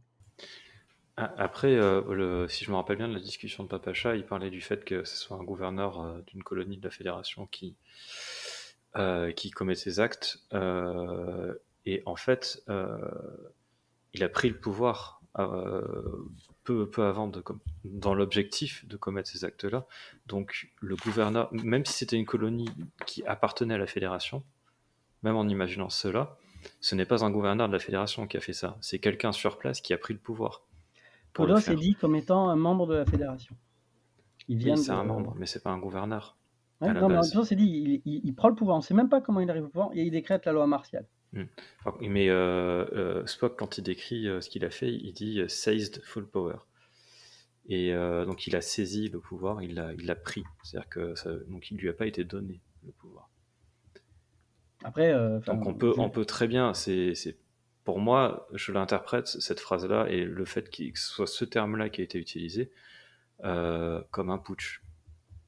On peut voir ça. On peut dire aussi que Pétain a pris le pouvoir. Je rappelle qu'on lui a voté les pleins pouvoirs dans l'Assemblée nationale. Pas tous les députés, il y en a qui sont partis et tout. C'est une situation d'occupation, c'est très spécial. Mais voilà, est-ce que, tu sais, ça a été, surtout qu'à l'époque, ce seize de pouvoir, c'est très dans le césarisme. C'est-à-dire face à une situation troublée, etc., il y a quelqu'un qui est arrivé, qui a dit j'ai une solution, et comme personne ne savait quoi faire et tout le monde regardait à ses pieds, etc., par acclamation, il est venu. Nous, ce que tu parles, nous on le voit beaucoup plus souvent parce qu'on a connu des putschs vraiment comme celui de Pinochet au Chili, d'une force, avec une force militaire et violente. Donc tu vois, là aussi, faut pas oublier les origines, on en parlait au début, grecques, latines, de pas mal d'auteurs. Donc quand on dit ça, tu vois, je trouve qu'il y a une ambiguïté. En 2020, sûr, on le comprend comme ça. Il y a une ambiguïté, mais si tu veux, du coup, reprocher un truc qui n'est finalement pas du tout avéré à l'épisode, je trouve que ça marche pas, quoi. Puisque mais justement, c'est ambigu. Alors on peut reprocher le fait qu'il y ait une ambiguïté là-dessus, mais pour moi, c'est quand même assez évident. Et après, comme tu dis, et même, je crois qu'il me semble que dans Enterprise, on voit aussi des colonies. On voit qu'il y a des colonies terriennes qui se créent, alors que la Fédération n'existe pas encore. Et dans dans TNG, je crois, qu'il tombe sur une colonie terrienne qui date d'avant, même d'avant la Fédération, je crois. Et c'est des Irlandais ludites là, qui se sont fait leur petite colonie agricole où ils vivent avec une technologie très limitée. Et il me semble bien, je ne me rappelle plus dans l'épisode par contre, il me semble bien qu'ils ne faisaient pas partie de la Fédération, qu'ils ne savaient même pas que la Fédération existait parce qu'ils sont partis bien avant. Et donc ils ne sont pas sous l'autorité de la Fédération, qu'ils sont allés fonder leur truc sur une planète qui n'était pas sous l'autorité ni de la Terre ni de la Fédération en fait. Là il y a quand même un lien avec la Terre parce qu'il parle justement que c'est la Terre qui est arrivée, qui a amené les provisions, Kirk venait de la Terre et tout, donc là il y a quand même un lien plus direct. Mais bon, pour moi, très simplement, là-dessus on sera d'accord avec Thierry, c'est que l'utopie tréquienne par l'Union des planètes unies, l'UFP, etc., n'est absolument pas contredite par les actions du gouverneur qui, d'une manière ou d'une autre, a pris le pouvoir et a imposé de manière martiale une situation. Voilà. Après, moi, je trouve ça extrêmement artificiel. Le mec, il prend le pouvoir, il décide bon, il faut en tuer 4000, allez hop, comme ça, il y en a d'autres qui vont survivre. Enfin, je veux dire, c'est une vue de l'esprit. Hein. C'est simplement pour vraiment t'expliquer que ce personnage l'a fait pour des raisons qui ne sont pas de la haine, qui ne sont pas discriminatoires, même si après on t'explique que justement il y avait de l'eugénisme derrière. Donc c'était un petit taquet à l'eugénisme et comme je l'ai dit, à cette vision des gens dans les colonies qu'il y avait un être supérieur, comme on le verra dans la pensée nazie. Bref, voilà, c'est juste qu'on t'amène ça, c'est les années 60, on ne l'amène pas forcément dans l'idée que on doit faire du lore pour 60 ans. Mais bon, moi je le prends de toute façon, comme tout TOS, on le prend comme une fable. Cette personne a été un criminel de masse pour des raisons qu'il estimait justes et qui se sont révélées fausses et qui l'ont tellement troublé qu'il a décidé de simuler sa propre mort et de changer totalement de... Qu'est-ce que vous pensez de sa justification qui dit si les secours étaient arrivés à l'heure à laquelle ils étaient censés arriver, je serais considéré comme un héros. Parce que moi, je trouve que ça reste inacceptable, mais parce qu'aujourd'hui, je vois ça avec mes concepts de 2023 de ce qu'est la vie, la mort, le sacrifice, tout ça. C'est artificiel, comme la situation, et c'est juste fait pour te dire qu'il faut bien qu'il se rattache à quelque chose. Est-ce qu'il a raison? Est-ce qu'il se ment à lui-même? Tu sais, quand tu avais l'impression qu'il fallait vraiment agir de la sorte, que ça impliquait la mort d'autres humains ou d'autres personnes sentientes, et qu'à la fin, tu t'aperçois que tu avais totalement tort sur le bout de la ligne, voilà. Si tu as un peu de conscience, tu vas essayer de te reconstruire, mais après, faut bien que tu te racontes une histoire. Sinon, Oui, de toute façon, c'est une justification qu'il utilise une fois parmi d'autres, puisque après, il est juste heureux de perdre la tête et de ne moins bien se souvenir non, de son mais passé. comme il a Ok. été dit, hein, c'est pas Pachette qui le disait de manière juste, hein. Il disait de toute façon, si jamais il y avait pas assez de nourriture pour tout le monde et qu'il devait y en avoir qui allaient mourir, et qu'il y en a qui, je veux dire, ça va être on va dire, c'est démocratiquement, c'est-à-dire c'était l'ensemble des 8000 qui veulent dire bon, bah, qu'est-ce qu'on fait? On prend le risque de, tu vois, qu'il y en ait plus qui meurent d'affrontements, etc. Ou bien on met un tirage au sort et puis ils vont mourir ceux qui vont mourir, etc. On attend au dernier degré, enfin, tu vois. De nos jours, on ferait ça de manière un peu plus, tu vois, un petit peu plus, comment dire, démocratique. penser, tu vois, dans les d'origine. Tu sais, ça me rappelle un truc, c'est comme dans Tintin, Objectif Lune, ils ont pas assez d'oxygène pour tout le monde. Il y en a un qui se sacrifie, tu vois. Ouais. Voilà, enfin, tu vois, parce qu'en même temps, On a il avait marché quelque sur chose. la Lune pendant Objectif. On a Quand marché il sur la revient. Lune, tu vois. Il y a parce qu'ils s'en voulaient de quelque chose. Enfin bref, il y a, c'est, C'est quand ils reviennent, oui. mais c'est dur à concevoir pour des générations comme nous. Nous, la faim, cette genre de précarité, c'est extrêmement, comment dire? C'est dur à concevoir, hein. Dans les années 60, il y a encore pas mal de famines, hein. Dans le monde, il y a pratiquement plus de famines. Il y a certains endroits qui, du fait des difficultés, politiques et locales, peuvent connaître des famines, mais généralement, il y a, de quoi nourrir à peu près tout le monde. De toute façon, il y a de quoi nourrir tout le monde. On produit assez de nourriture pour l'ensemble de l'humanité. Donc s'il y a des gens qui meurent de faim, c'est un, comment dire? C'est parce qu'on fait de la merde. Oui. Merde, du moins, Non, mais c'est de toute façon, dans c'est le résultat d'une les politique. gens avaient faim. Mais là, je veux dire, pour ça, à leur époque, je répétais, en Inde, il y a eu l'utilisation de la famine par les autorités britanniques comme une arme contre les populations locales. C'est un fait avéré. Donc, voilà, encore une fois, cette histoire des famines, de machin, etc. De nos jours, on ferait un truc tout bête. On te dit que il y a une éruption solaire, qu'il va y avoir quelque chose qui va émettre des radiations qui vont tuer tout le monde, sauf ceux qui seront dans un abri, et puis tu n'as que 4000 places pour 8000 personnes. Voilà. Alors comment on fait? On s'entasse à s'étouffer, ou bien on en met 4000, et puis il y en a 4000 qui vont essayer de survivre dehors. Voilà. On te ferait un truc de la sorte, tu vois, pas assez de place pour se sauver et tout.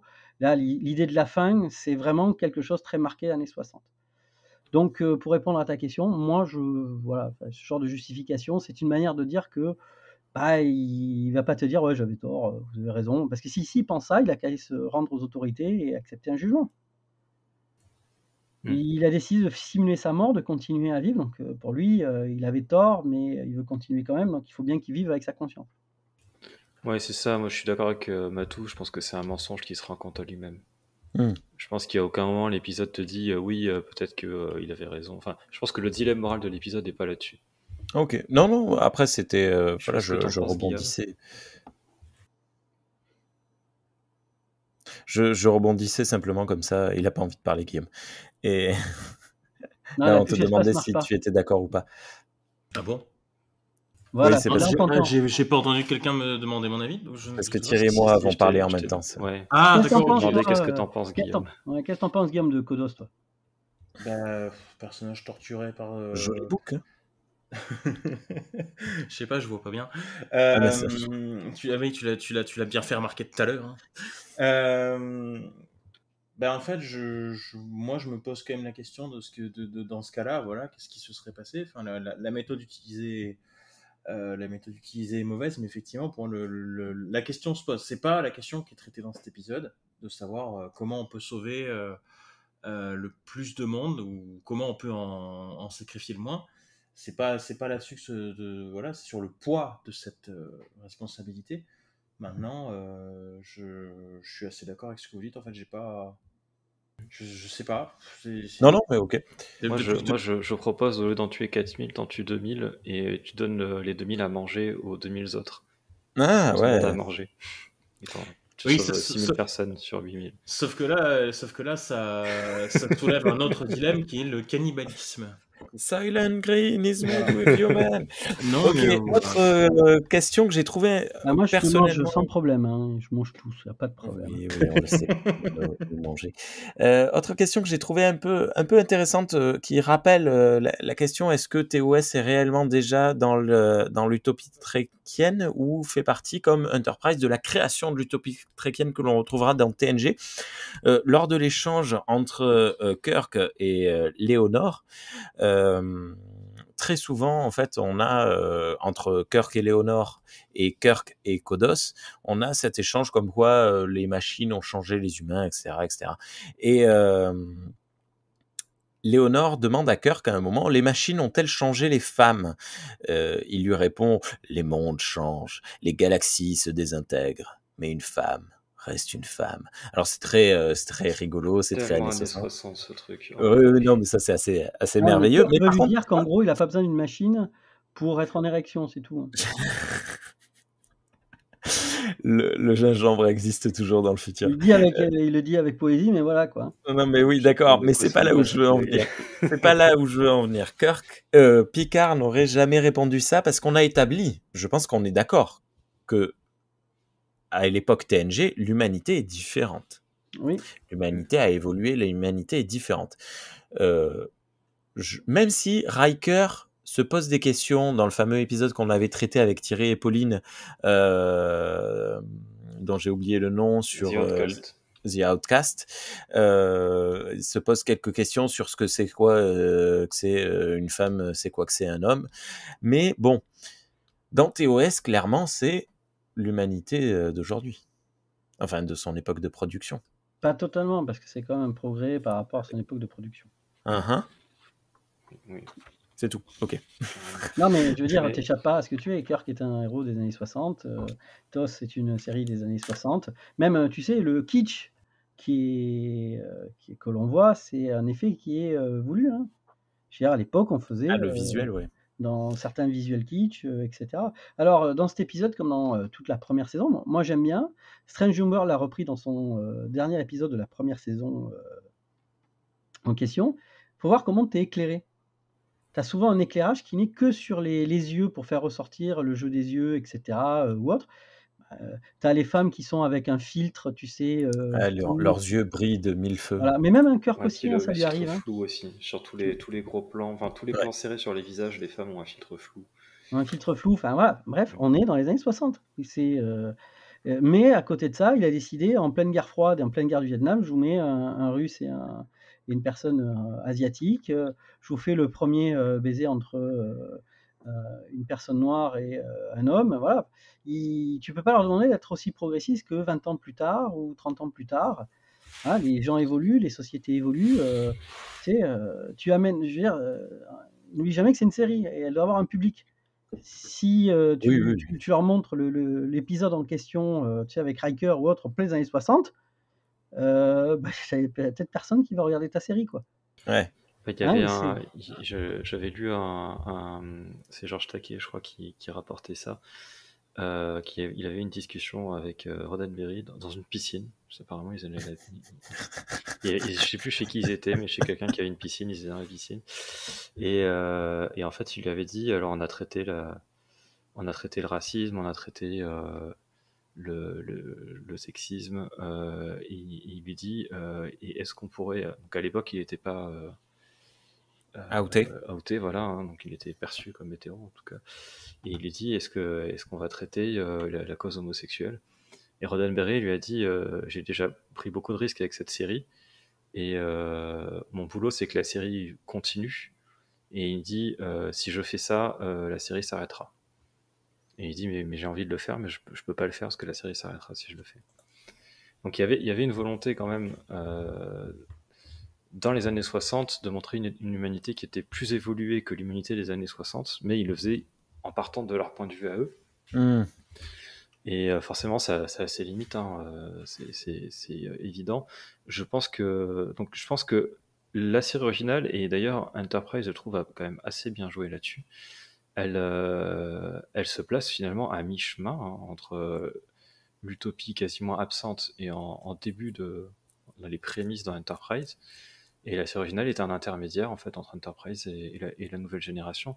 Et même dans la nouvelle génération, l'humanité et la Fédération ne sont pas parfaits. Ça reste toujours des mondes en construction. Ce qui est vraiment utopique dans la Fédération, avant tout, c'est la volonté de faire mieux. Et c'est ce que dit Picard d'ailleurs à Q plusieurs fois. Il dit on s'est amélioré et on va continuer à s'améliorer. C'est-à-dire que même eux ont conscience que leur société n'est pas parfaite et qu'elle a encore besoin d'évoluer et de devenir meilleure pour tout le monde. Et c'est là qu'aussi il y a parfois peut-être un malentendu quand on parle d'utopie, parce que c'est vrai que le mouvement utopie du 19e siècle, ils avaient la volonté de présenter des sociétés parfaites de leur point de vue. Et Star Trek, en tout cas, les séries dont on parle là, sont plus subtiles que ça. Ok. Puis n'oublie jamais que dans ces années 60, Roddenberry n'est pas le seul, hein, il y a d'autres personnes avec lui. Et quand il crée Next Gen, c'est 20 ans plus tard. Alors je vais te poser une question, Rémi. Tu pensais quoi il y a 20 ans, toi ? Il y a 20 ans, je pensais à l'heure qu'il est. J'avais 13 ans, je sais plus. Je pensais sûrement aux filles. Question d'utopie, de morale ou quelque chose, tu vois, comme tu dis, bah voilà. Non, j'étais socialiste à l'époque, je savais pas que j'étais centre droit. Ok. Ah, t'es centre droit, toi. Ben non, mais à l'époque. Ah, tu vois Macron. Macron, centre droit ou non ? Bon, bref. On avance un peu dans l'histoire. On va la terminer quand même parce que à nouveau revient cette discussion entre Kodos et Kirk. Et Kodos accuse la société d'être tellement mécanisée, électronisée, mais d'avoir perdu toute son humanité. Et la fille revient et remet un tacle par derrière. Je suis assez surpris par cette discussion, mais bon, pourquoi pas. Bon, Kirk prouve que non, hein, qu'il est au contraire, qu'il est plein d'humanité, puisque c'est pas ne pas être humain que de confronter un massacreur de masse à son caca, je pense. Je sais pas ce qu'ils ont voulu faire avec ça, mais je trouve que ça fait vraiment très. Alors en plus d'être des criminels, c'est des vieux réacs ludiques. Ouais, genre, vous avez vu les jeunes maintenant avec leur smartphone, ils comprennent plus rien, ils sont devenus complètement cons. Non, mais ça me rappelle, il y a quelques années, je me faisais souvent haranguer sur Twitter via le compte de Star Trek pour les nuls, qui n'existe plus, ne le cherchez pas, parce que on nous disait ouais, l'utopie par les machines ou je sais pas quoi, les ordi, blablabla, c'est n'importe quoi, ça va finir à la Matrix. Et j'étais là, mais je comprends pas ce point de vue, cette attaque sur Star Trek qui n'a jamais été comme ça. Tu noteras également que il dit ça, c'est peut-être pour faire un effet ironique, puisque qu'est-ce qui a permis à Kirk de vraiment le soupçonner suffisamment pour le confronter ? Le fait qu'il confronte de son côté des données qu'il récupère par la technologie, et le fait qu'il va faire une analyse de voix qu'il ne peut faire que par la technologie. C'est la technologie, en fait. Donc, est-ce qu'il n'y a pas une volonté de faire un effet ironique vis-à-vis du personnage de Kodos, de dire, enfin, tu vois ce que je veux dire, c'est mine de rien, t'as ce côté ironique au final, il se fait avoir parce qu'il dénonce. C'est ce qu'il dénonce qui fait qu'il va être découvert. Et d'un autre côté, tu as ce côté, tout est mécanisé, donc les gens réfléchissent moins. Et en attendant, c'est parce que Kirk a réfléchi à à ce qu'il pouvait obtenir par lui-même, par rapport à ce qu'il sait faire, par rapport à ses... Voilà, il a fait l'ordinateur l'a aidé, mais il a en partie fait des recherches. C'est lui qui aiguille l'ordinateur sur ce qu'il veut savoir, sur les données qu'il veut. Voilà, ce qui prouve qu'il a quand même une certaine intelligence, une façon de penser bien à lui, par lui-même, qu'il n'est pas soumis aux machines. Donc il y a peut-être de parallèles intéressants à faire là-dessus. Néanmoins, peut-être, mais néanmoins, il n'accuse personne jusqu'à ce qu'il voit Kodos et sa fille, Léonore, parler. Et là, elle dit clairement que c'est lui. Et c'est là qu'il entre en scène pour les arrêter. Jusqu'à présent, lorsqu'il doit arrêter Kevin Riley, qui essaye de tuer Kodos, il lui dit bien... Attends, on n'en est même pas sûr. Bon, il essaye de lui faire comprendre que c'est pas bien de tuer, hein. Bon, voilà. Mais en plus, il lui dit, on n'est pas sûr que c'est lui.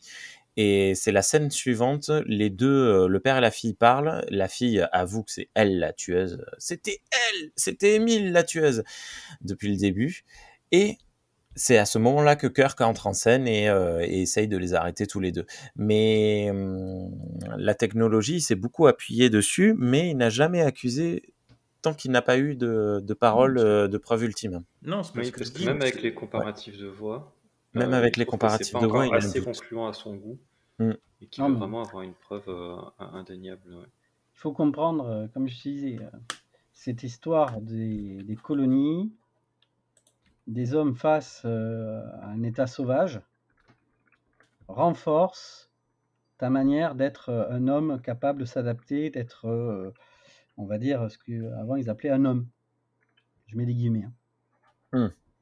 Donc, quelque part, c'est vous, avec vos machines, vous êtes devenus mous. Ah ouais. Tu vois, parce que quand tu es le gouverneur d'une colonie, tu es face à des défis que... voilà, c'est facile quand on a un synthétiseur, il n'y a plus de problème de... Tant que tu as de l'énergie, tu n'as pas de problème de bouffe. Ouais, il n'y a pas de champignons sur la nourriture. Voilà. Et donc, alors que nous, on était à la dure, on était à l'ancienne, ça forge un tempérament et donne de faire des choix que vous, hommes, autres, qui êtes dans le confort de la technologie, ne pouvez pas comprendre. C'est vrai. Ok. Tu vois, ça rappelle le Gers. Ça va, on a la fibre maintenant, hein, c'est bon. Mais qu'est-ce que vous êtes ramolli? Ben voilà, je sais pas, vous avez d'autres choses à dire sur cet épisode qui nous a donné beaucoup de réflexions. Alors, moi, je mettrais quelque chose sur l'actrice qui n'a pas 19 ans, enfin, du moins, fait physiquement plus, qui a un jeu assez rare pour l'époque. Elle a un jeu très expressif. Et ça m'a beaucoup marqué par rapport à...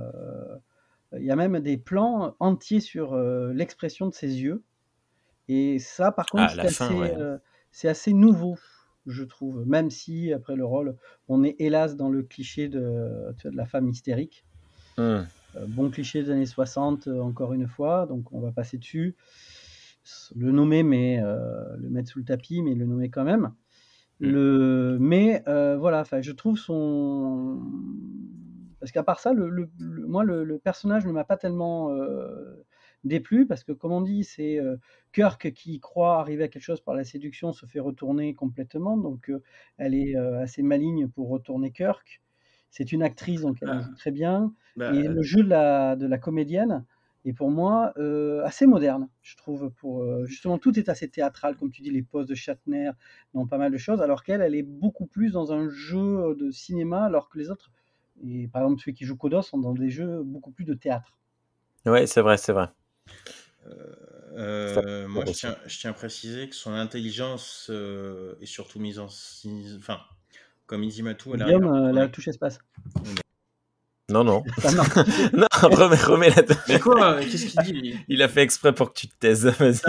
Non, mais je croyais que ça avait planté, je comprenais pas. Merci Matou pour ça. Je sais pas si je vais venir vous voir à Toulouse quand même bientôt, je ne sais pas. Non, moi, ce qui m'intrigue là-dedans, tu vois, et c'est aussi là que tu vois l'intelligence de la nana. Donc, quand effectivement on te dit qu'elle est capable de retourner Kirk à son propre jeu, c'est que moi, la question que je me pose, et alors l'épisode donne pas du tout la réponse même, mais je trouve que la réponse serait super intéressante s'il y avait eu plus de développement de personnage pour elle surtout, comment elle a su. Voilà, c'est comment elle a su qui était Kodos. Ah bah, tu Voilà. sais, quand c'est ton père, au bout d'un moment, tu comprends, tu te doutes, peut-être qu'il y a des sujets qu'il évite absolument de Moi, parler, peut-être que... ça, pareil, c'est hors champ. Si je devais faire le métier des scénaristes, et normalement, c'est pas à nous de le faire, je pense que peut-être que Kodos, tu sais, a rencontré dans une de ses tournées un ancien qui a voulu le reconnaître. Ah oui, le Et premier des 9. le premier des 9 Ah, et ouais. que, tu vois, il a commencé à faire des trucs et qu'elle a commencé à te le zigouiller, puis après elle s'est posé des questions, et tout, qu'elle a compris, tout ça, et tout. Après, Ouais, mais je veux dire, elle est allée plus loin. En fait, si tu veux, mine de rien, la gamine est allée plus loin que Kirk dans ses investigations, si tu veux. C'est-à-dire qu'elle est arrivée à poser une conclusion de Oui, c'est mais sûr, c'est lui, tu vois. et après, mais Et le pire, c'est qu'après, elle l'a accepté. Mais la Ou alors question il l'a du jamais caché. oui, voilà, j'allais dire, ou bien il lui a dit à un il lui a moment. caché. Ça, c'est Non. sûr. C'est sûr parce que quand elle lui dit il lui dit qu'il a tout fait pour pas qu'elle soit touchée oui, par lui. il lui a dit. Donc Mmh. forcément, il lui a Oui, c'est caché vrai. parce qu'il voulait pas qu'elle devienne comme lui ou qu'elle soit touchée par son truc. Et voilà. Et en plus, comme je sais plus qui c'est le disait tout à l'heure, le fait qu'elle soit née après les événements de Tarsus 4, c'est vraiment aussi un moyen d'expliquer qu'elle est pas au courant. Après, on a toujours Donc une, je pense que dans l'idée, elle sait pas que elle est pas censée savoir que c'est lui. on a D'ailleurs, une grosse ficelle, il y a pas de mère, hein. Oui. oui, Ah non, mais après, moi, je trouve que justement, c'est pas. le fait qu'elle soit au courant n'est pas un défaut au contraire de l'épisode. Je trouve que justement, ça met en valeur le personnage, ça soulève plein de questions. Ça Moi, veut je quand vous même avoue, dire qu'elle a trouvé que c'était lui, qu'elle a accepté, et qu'elle a accepté au point de tuer le peu de personnes qui pouvaient encore le démasquer. en Donc tant qu'à faire, elle a un cheminement très psychologique, elle est instable, quoi. Enfin, je veux dire, tu sais ce que je veux dire, c'est... mais tant qu'à faire, moi, je vous avoue, j'aurais fait en sorte que c'était une orpheline de Tarsus. Tarsus, Ah, qu'il a adopté, ok. En même temps, elle lui ressemble pas trop. Hein. Bref. Ok. Ouais. Je sais pas. Et moi, je trouve que c'est vraiment. Enfin, le fait qu'elle soit pas censée être au courant et tout ça, je trouve que c'est vraiment important pour la scène où justement Kodos découvre qu'elle tue les gens pour le couvrir. Oui. Et qu'il est complètement dévasté par ce qu'il apprend, quoi, et que tu vois qu'il est. Enfin, ça le détruit de voir que finalement il n'a pas brisé le cycle et qu'il n'a pas. Alors, question, Qu'il n'a pas réussi à faire d'elle une innocente, quoi. question, comment prendre le sacrifice donc de Kodos qui sauve Kirk?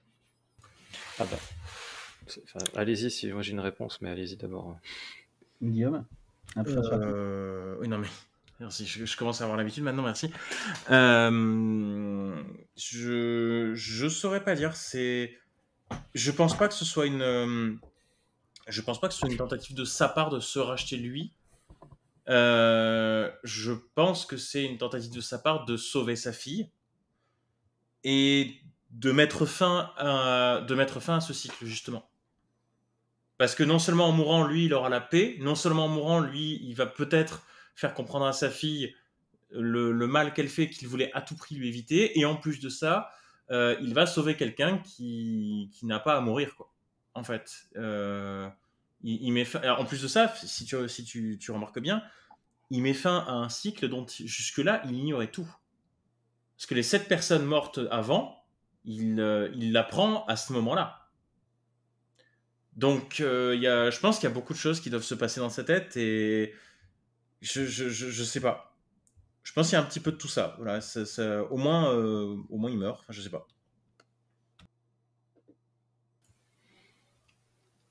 Du coup, moi, du point de vue on va dire, diégétique, je suis assez d'accord avec Guillaume. Et d'un point de vue plutôt externe, c'est-à-dire qu'est-ce que l'épisode veut nous montrer en mettant ça en scène, c'est vraiment, je pense que l'idée, c'est vraiment de dire, voilà, c'est un personnage, c'est une forme de rédemption. Il se sacrifie pour sauver quelqu'un, donc ça veut dire que finalement, tous les gens qu'il a tués, c'est quelque chose qu'il regrette, et voilà, c'est pour montrer que le personnage a une rédemption, pour donner une rédemption au personnage. Et d'ailleurs, c'est devenu plus tard, je pense que dans les années 60, ça l'était pas, Mais c'est devenu plus tard un cliché un peu dans les films et séries, le coup de la rédemption sacrificielle. C'est on rend un personnage insupportable et détestable et horrible pendant quelque temps, et puis après on le fait se sacrifier pour sauver quelqu'un ou pour une cause quelconque. Pourtant, Et du Michael coup, Burnham ce est que encore en vie. ça rattrape, ça rattrape ce qu'il a fait en théorie, et c'est très pratique parce que ça évite au scénariste d'avoir à se creuser la tête sur comment derrière un personnage qui fait une rédemption mais qui ne meurt pas, ça veut dire qu'il faut gérer la rédemption derrière et qu'elle doit se faire réellement, c'est-à-dire qu'il doit agir pour contrebalancer ce qu'il a fait de mal, et il doit évoluer lui psychologiquement pour devenir la personne qu'il aurait dû être dès le départ. D'ailleurs, il y a une série qui fait ça avec beaucoup d'humour et qui le fait très bien, c'est Peacemaker, où on a un super-héros raciste qui fait sa rédemption et qui essaye d'être moins raciste, moins sexiste, etc., mais qui l'est toujours et qui C'est avec John a Cena, du ça. mal avec ça. Oui, C'était c'est le ça, catch, oui. là. Ouais. Et Moi, c'est une des rares pièces audiovisuelles où justement on tombe pas dans cet écueil-là. Mais dans le cadre de la série originale, je pense que c'était pas encore un cliché et que pour des épisodes qui doivent faire 45 minutes et pas plus, c'était quand même un moyen assez efficace de montrer une rédemption, quoi. Et puis comme ça, au moins, il n'est pas jugé. Moi, je suis Ça. pas totalement d'accord. Je pense que si intradigiquement, il y a en effet quelque chose sur le personnage qui est comme l'a dit Guillaume, je pense que c'est aussi une manière d'avoir une morale de la part des scénaristes, c'est-à-dire qu'il n'emportera pas au paradis. Dit autrement, on t'a présenté quelqu'un qui a exécuté du monde, et bien qui finit par mourir lui aussi. La morale est sauve. Et tu es de la main de la seule personne qu'il aime encore et qui a de l'importance pour lui. Voilà. Je veux dire, on peut le voir avec des yeux plus modernes, comme le dit Thierry, d'une rédemption dans la mort et qui permet d'éviter des choses. On peut le voir d'une manière plus ancienne, comme même si c'est d'une manière positive, il reste comme quelqu'un qui meurt parce qu'il méritait la mort. Voilà, c'est un peu tout, mais ce qui fait le charme de cet épisode. Beaucoup d'ambiguïté, beaucoup de choses un petit peu Mais et puis tu vois, qui font que cet épisode est un vrai mélange où on peut le voir avec différentes lunettes qui en fait une certaine richesse. et c'est une tragédie. Macbeth meurt, donc le personnage qui interprète son rôle meurt. Alors là aussi, autre chose, bon, c'est très d'époque, et il y en a un peu trop, mais toute la fin avec le Hamlet, il y a un jeu dans lequel en fait Kodos a un masque qu'il enlève et tout. C'est une scénographie pour montrer qu'il enlève, tu sais, le masque du comédien pour retrouver celui Il s'assume. qui s'assume et tout. Les citations d'Hamlet justement et tout, qui tournent autour de la vengeance. Là-dessus, c'est un ajout, je trouve très bien, très intéressant de l'utilisation de textes antiques pour souligner le propos de l'épisode. C'est un petit peu long parce que quand on a Léonore qui fait laïus sur le cadavre de son père, ça fait un peu long, quoi. On a compris. Je veux dire, là, c'est vous reprendrez bien un petit peu encore, une petite louche, hein. Ouais.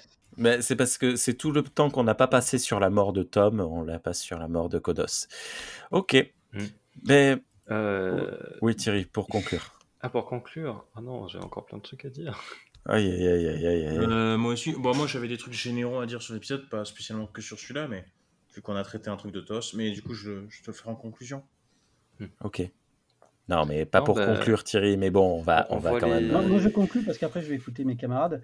C'est juste vraiment dans les années 60, mais pas si mal. À la fin, McCoy qui dit bon, vous êtes soulagé là qui dit attendez, on quitte Warp 1. Ok, je prends ça comme une réponse. C'est-à-dire là encore, tu vois, c'est là on est vraiment dans le show don't tell. Hein. C'est-à-dire, il va pas passer 3 heures à t'expliquer ce qu'il ressent. Hein. Ouais. Pas comme certains qui le font en musique. Hein. Ouh, allez, ça c'est fait, merci. Ah là, j'ai fini, je vous écoute. Ok.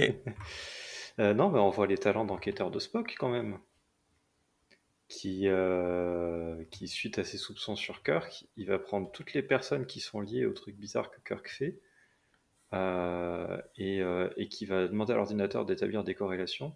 C'est comme ça qu'il va découvrir que tous les gens qui ont survécu, enfin qui sont connus pour avoir vu Kodos se sont tous fait tuer comme par hasard à des endroits proches des endroits où la troupe de théâtre se représentait, et qui donc en conclut que Kodos est dans la troupe. Et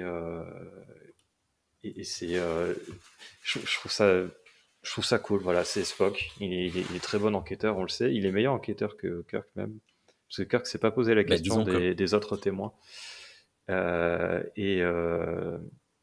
C'est surtout que la logique fait que toutes les preuves accablent Kodos, et Spock ne fait pas, enfin, fait plus confiance à la logique et à l'informatique qu'à ses sentiments.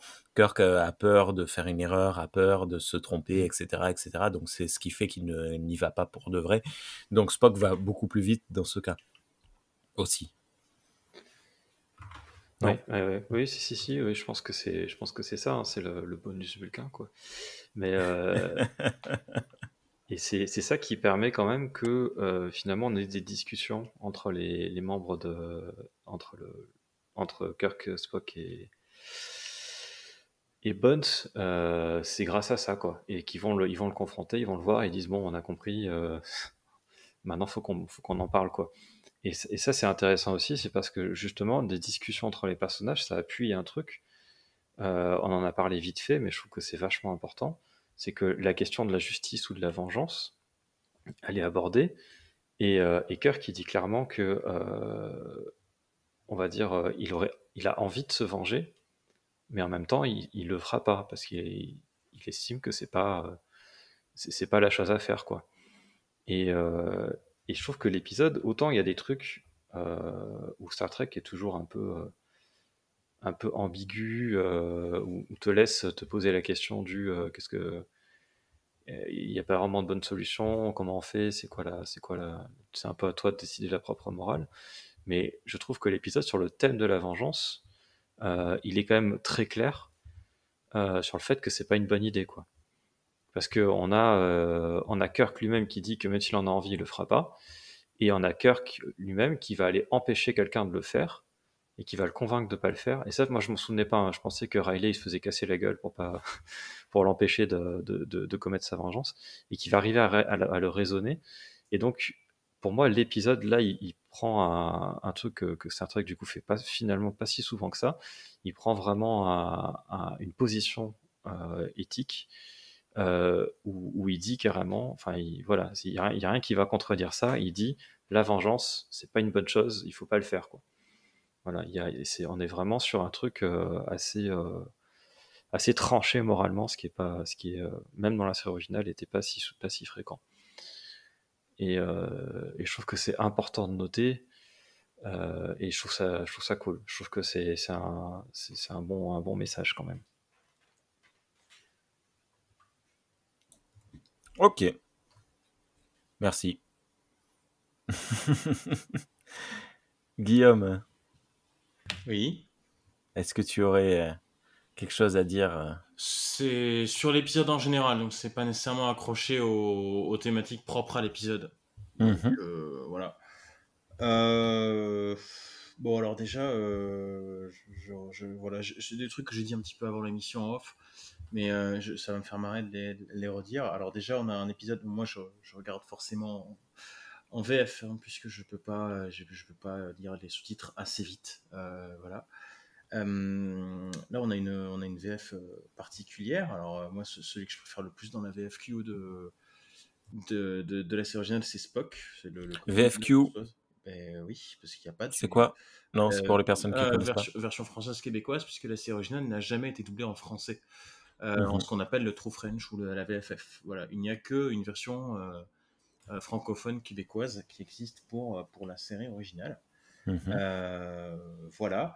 Et alors c'est assez marrant de voir qu'ils vont mettre le fameux accent anglais sur les noms qu'ils vont prononcer. Donc quand on parle, on dit le capitaine James T. Kirk. Tu vois, par contre, c'est le vaisseau de l'entreprise. T'as cette espèce de contraste qui me fait toujours rire quand même. Historiquement, en plus, c'était l'entreprise, hein, avant d'être l'Enterprise. Avant que ces salauds d'anglais nous le volent. De quoi? Ben, le premier vaisseau entreprise était un vaisseau français, le vaisseau qui allait sur des bateaux sur l'eau. Mais c'est pas C'était un le. français Mais on qui s'en- nous a mais été c'est- volé par les Anglais. mais on s'en fout de ça, ça n'a rien à voir. Ah ben non, historiquement, Non, mais- il s'appelle l'entreprise. Il s'appelle pas l'Enterprise, il s'appelle bien l'entreprise. Et ce vaisseau qu'on suit dans Star Trek, il s'appelle pas l'entreprise. C'est la suite, c'est la continuité. T'as bien vu le bureau de l'amiral Machin dans Into Darkness. C'est l'évolution depuis l'entreprise. Donc c'est l'entreprise. T'as bien vu la série Mais dans- Star Trek Entreprise, pardon. Waouh, arrête. C'est l'entreprise. Non, c'est l'entreprise. Oui, mais sur la coque, il y a marqué Enterprise, et normalement, vu que c'est une version franco-québécoise, les noms, ils sont censés les donner avec l'accent anglais, donc normalement, on devrait dire l'Enterprise, tu vois. Ok. Voilà, d'ailleurs, je crois qu'ils le font, mais je sais plus je me demande si c'est pas dans les premiers films qu'ils le font justement dans le doublage français, qu'ils disent pas l'Enterprise Ok. avec l'accent bien anglais là, bien forcé. Après, il y a d'autres parties de l'épisode qui m'ont. Alors voilà, fun fact, c'est ce que j'ai dit sur le serveur avant. J'ai remarqué un truc, je sais pas si vous avez remarqué, pendant la réception qui est donnée, donc où Kirk va rencontrer la fille de Kodos du coup. Est-ce que vous avez reconnu le thème musical qui est joué par l'orchestre qui est présent durant la réception? C'est le thème de la série originale. Ah bon? Oui, c'est Ah, tu sais, c'est joué de façon fais un petit peu, c'est joué un petit peu de façon lente et jazzy, tu vois, pour coller à l'ambiance d'une réception et tout ça, mais c'est vraiment c'est vraiment ça. C'est énorme. C'est énorme. Ouais, c'est bien vu. Du coup, c'est-à-dire que le thème de la série originale existe dans l'univers de Star Trek. Exactement, voilà. Mais, non, mais après, ça aussi, c'est un petit peu, on va dire, c'est purement entre guillemets années 60 parce que t'as beaucoup d'univers qui le font ça. Et en général, c'est surtout des univers à but humoristique ou animé, je pense. T'as souvent le thème le thème même de l'univers qui est joué dans ce genre de truc. Donc bon, ça me surprend pas des masses. J'ai bien aimé aussi. Enfin, j'essaie de me projeter un petit peu dans la tête d'une personne des années 60. Parce que pour nous, ça veut rien dire, tu vois. Enfin, pour nous, c'est classique. Mais quand ils font la recherche d'informations et que t'as Kirk qui dit mettez-moi la photo de l'un, mettez-moi la photo de l'autre, vas-y, mettez-moi les deux photos en même temps. T'imagines ça quand tu sais que t'imagines t'es un Américain des années 60. T'imagines quand tu dois avoir des étoiles dans les yeux en mode oh bah c'est très drôle, ce serait trop bien qu'on ait ça, putain. Et nous aujourd'hui en fait on l'a. Ouais. Et voilà, ça me fait marrer. Alors petit défaut, peut-être que vous l'avez abordé quand j'étais pas là, mais moi il y a un petit défaut quand même qui m'ennuie là-dedans. Par contre, enfin plusieurs petits défauts, mais après autant le deuxième ne m'ennuie pas. La façon qu'a Léonore de tenter d'assassiner Kevin Riley et Kirk. Parce que tu vois, tout à l'heure, autant on parlait des données, est-ce que les données sont collectées, qui les consulte, pourquoi, comment, etc. Là, on a quand même quelqu'un qui a réussi à prendre un phaser, qui a réussi à le mettre en surchauffe et à le planquer derrière un panneau d'alerte dans les quartiers même du capitaine.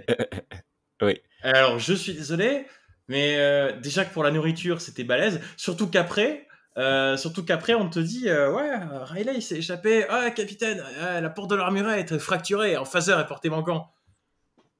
Vous étiez où tout à l'heure, les gars? Voilà, il y a des trucs un petit peu, tu vois, what the fuck, parce que voilà, je me dis quand même, tout le monde est pas autorisé à entrer dans les quartiers du capitaine comme dans un moulin, quoi. Je sais pas. En effet. Si t'es un civil, voilà, je sais pas. Donc voilà, c'est un petit peu une petite défaillance que j'ai par rapport à l'épisode. Et deuxième truc par rapport à ce phaser, tu as vu comment il s'en débarrasse? Il ouvre une trappe et il le jette dedans. C'est-à-dire que jette dans le torture. Ouais, les 100 mètres dans le vaisseau, tu as une toute petite trappe dans laquelle tu peux rentrer juste un phaser. Hein, ça fait quoi, 10 cm carrés. Tu l'ouvres, tu mets quelque chose, ça va direct dans l'espace. C'est très pratique. Non, mais tu sais, dans l'épisode avec Khan, tu vois la salle des machines, et il tape Khan avec un tube que tu verras plus jamais de la série. C'est juste le truc que tu peux Oui. sortir pour taper Khan. Il Là, était ça- là pour ça. Oui. Là, c'est pareil, le vide ordure spécial Phaser, il sera là que là et on le reverra plus jamais. Et ça, c'est le genre de truc que J.J. Abrams aurait dû mettre dans sa version, tu sais, ça aurait été énorme. Genre, il sort, il vide ses poches, il fait « Ah, c'est quoi ces saletés ?» Hop, dans l'espace. J'avoue que ça aurait été marrant, ouais. Mais voilà, sinon j'ai pas. Voilà, c'était les trucs généraux que j'avais par rapport à l'épisode. Je crois que j'oublie un truc. Ok. Finalement, t'avais Bon, quelque moi chose j'ai à passé dire un que- très bon moment. Je regarde assez régulièrement du TOS, Ah mais là, je le regarde rarement dans un but d'en faire un podcast et de vraiment m'accrocher à l'épisode. Je te redonne la C'est parole. normal, tu Guillaume, t'endors juste- dessus. Je m'endors souvent dessus, en effet. Vas-y, Guillaume. Excuse-moi de te recouper. Voilà, j'ai aussi oublié un truc. Alors tant pis si on se fait engueuler après. Hein, mais comme j'ai dit à Thierry en off. Alors peut-être que tu nous as entendu, Rémi, puisque comme tu buguais, on sait pas ce que tu nous as entendu ou pas. On a aussi cet épisode-là. Alors c'est curieux parce que c'est Dragor qui nous a fait regarder cet épisode. On a aussi cet épisode-là qui confirme clairement que ceux qui travaillent pour Strange New World n'ont soit pas vu la série originale, soit s'en tamponnent, soit n'ont rien compris à l'univers. Parce qu'on a quand même Spock à un moment donné qui se vante. En plus, le pire, c'est que la scène me fait trop rire parce que en VF, il le dit comme ça, limite il se vante. Quand t'as McCoy qui prend un verre de scotch ou de whisky, Spock il dit nous les Vulcains, nous avons le plaisir d'être immunisés contre les effets de l'alcool. C'est pour lui, c'est vraiment quelque chose de mieux, tu vois. Et c'est bien d'avoir un épisode de la série originale qui dit les gars, ouais, dans Strange World, il est pas censé être bourré quand il boit avec les Klingons. Voilà, salut. Ça me fait rire. Voilà. Ouais. Et il refuse le verre, finalement. Oui, en plus. Mais il n'y a pas un épisode où... En- Non, même dans les en- films. En anglais, il se vante pas, mais ouais, il dit My father's race was spared the dubious benefits of alcohol. Donc, Ouais, il dit bien si les je devais bénéfices. traduire moi, il dirait l'espèce de mon père a été épargnée par les avantages douteux de l'alcool. Oui. Donc Ouais. c'est rigolo, c'est le côté, ouais, c'est un avantage d'être bourré, c'est marrant, mais c'est un peu douteux aussi parce que tu peux finir par vomir tes tripes. Ok. Donc, Écoutez, je pense qu'on va pouvoir conclure sur ça. Vomissez bien vos tripes. Merci beaucoup à tous les trois pour cette petite discussion, cette mini-analyse d'un épisode de la série originale. Ça faisait longtemps qu'on n'avait pas parlé. Merci beaucoup, Matou. À très bientôt. De rien. À bientôt, et comme on dit sur TOS, même si on peut être critique, qui aime bien châtie bien. Ok. Merci beaucoup, Thierry. À bientôt. merci, à bientôt. Et puis, ouais, juste dire un épisode beaucoup plus subtil que ce qui pourrait paraître au premier abord. Et merci, Guillaume. À très bientôt. Eh bien, merci et à très bientôt aussi. Voilà, bonne soirée à tout le monde. Bonne soirée à toutes et à tous. Ciao. Ciao tout le monde. Hop là. Tu lui as coupé la parole, hein.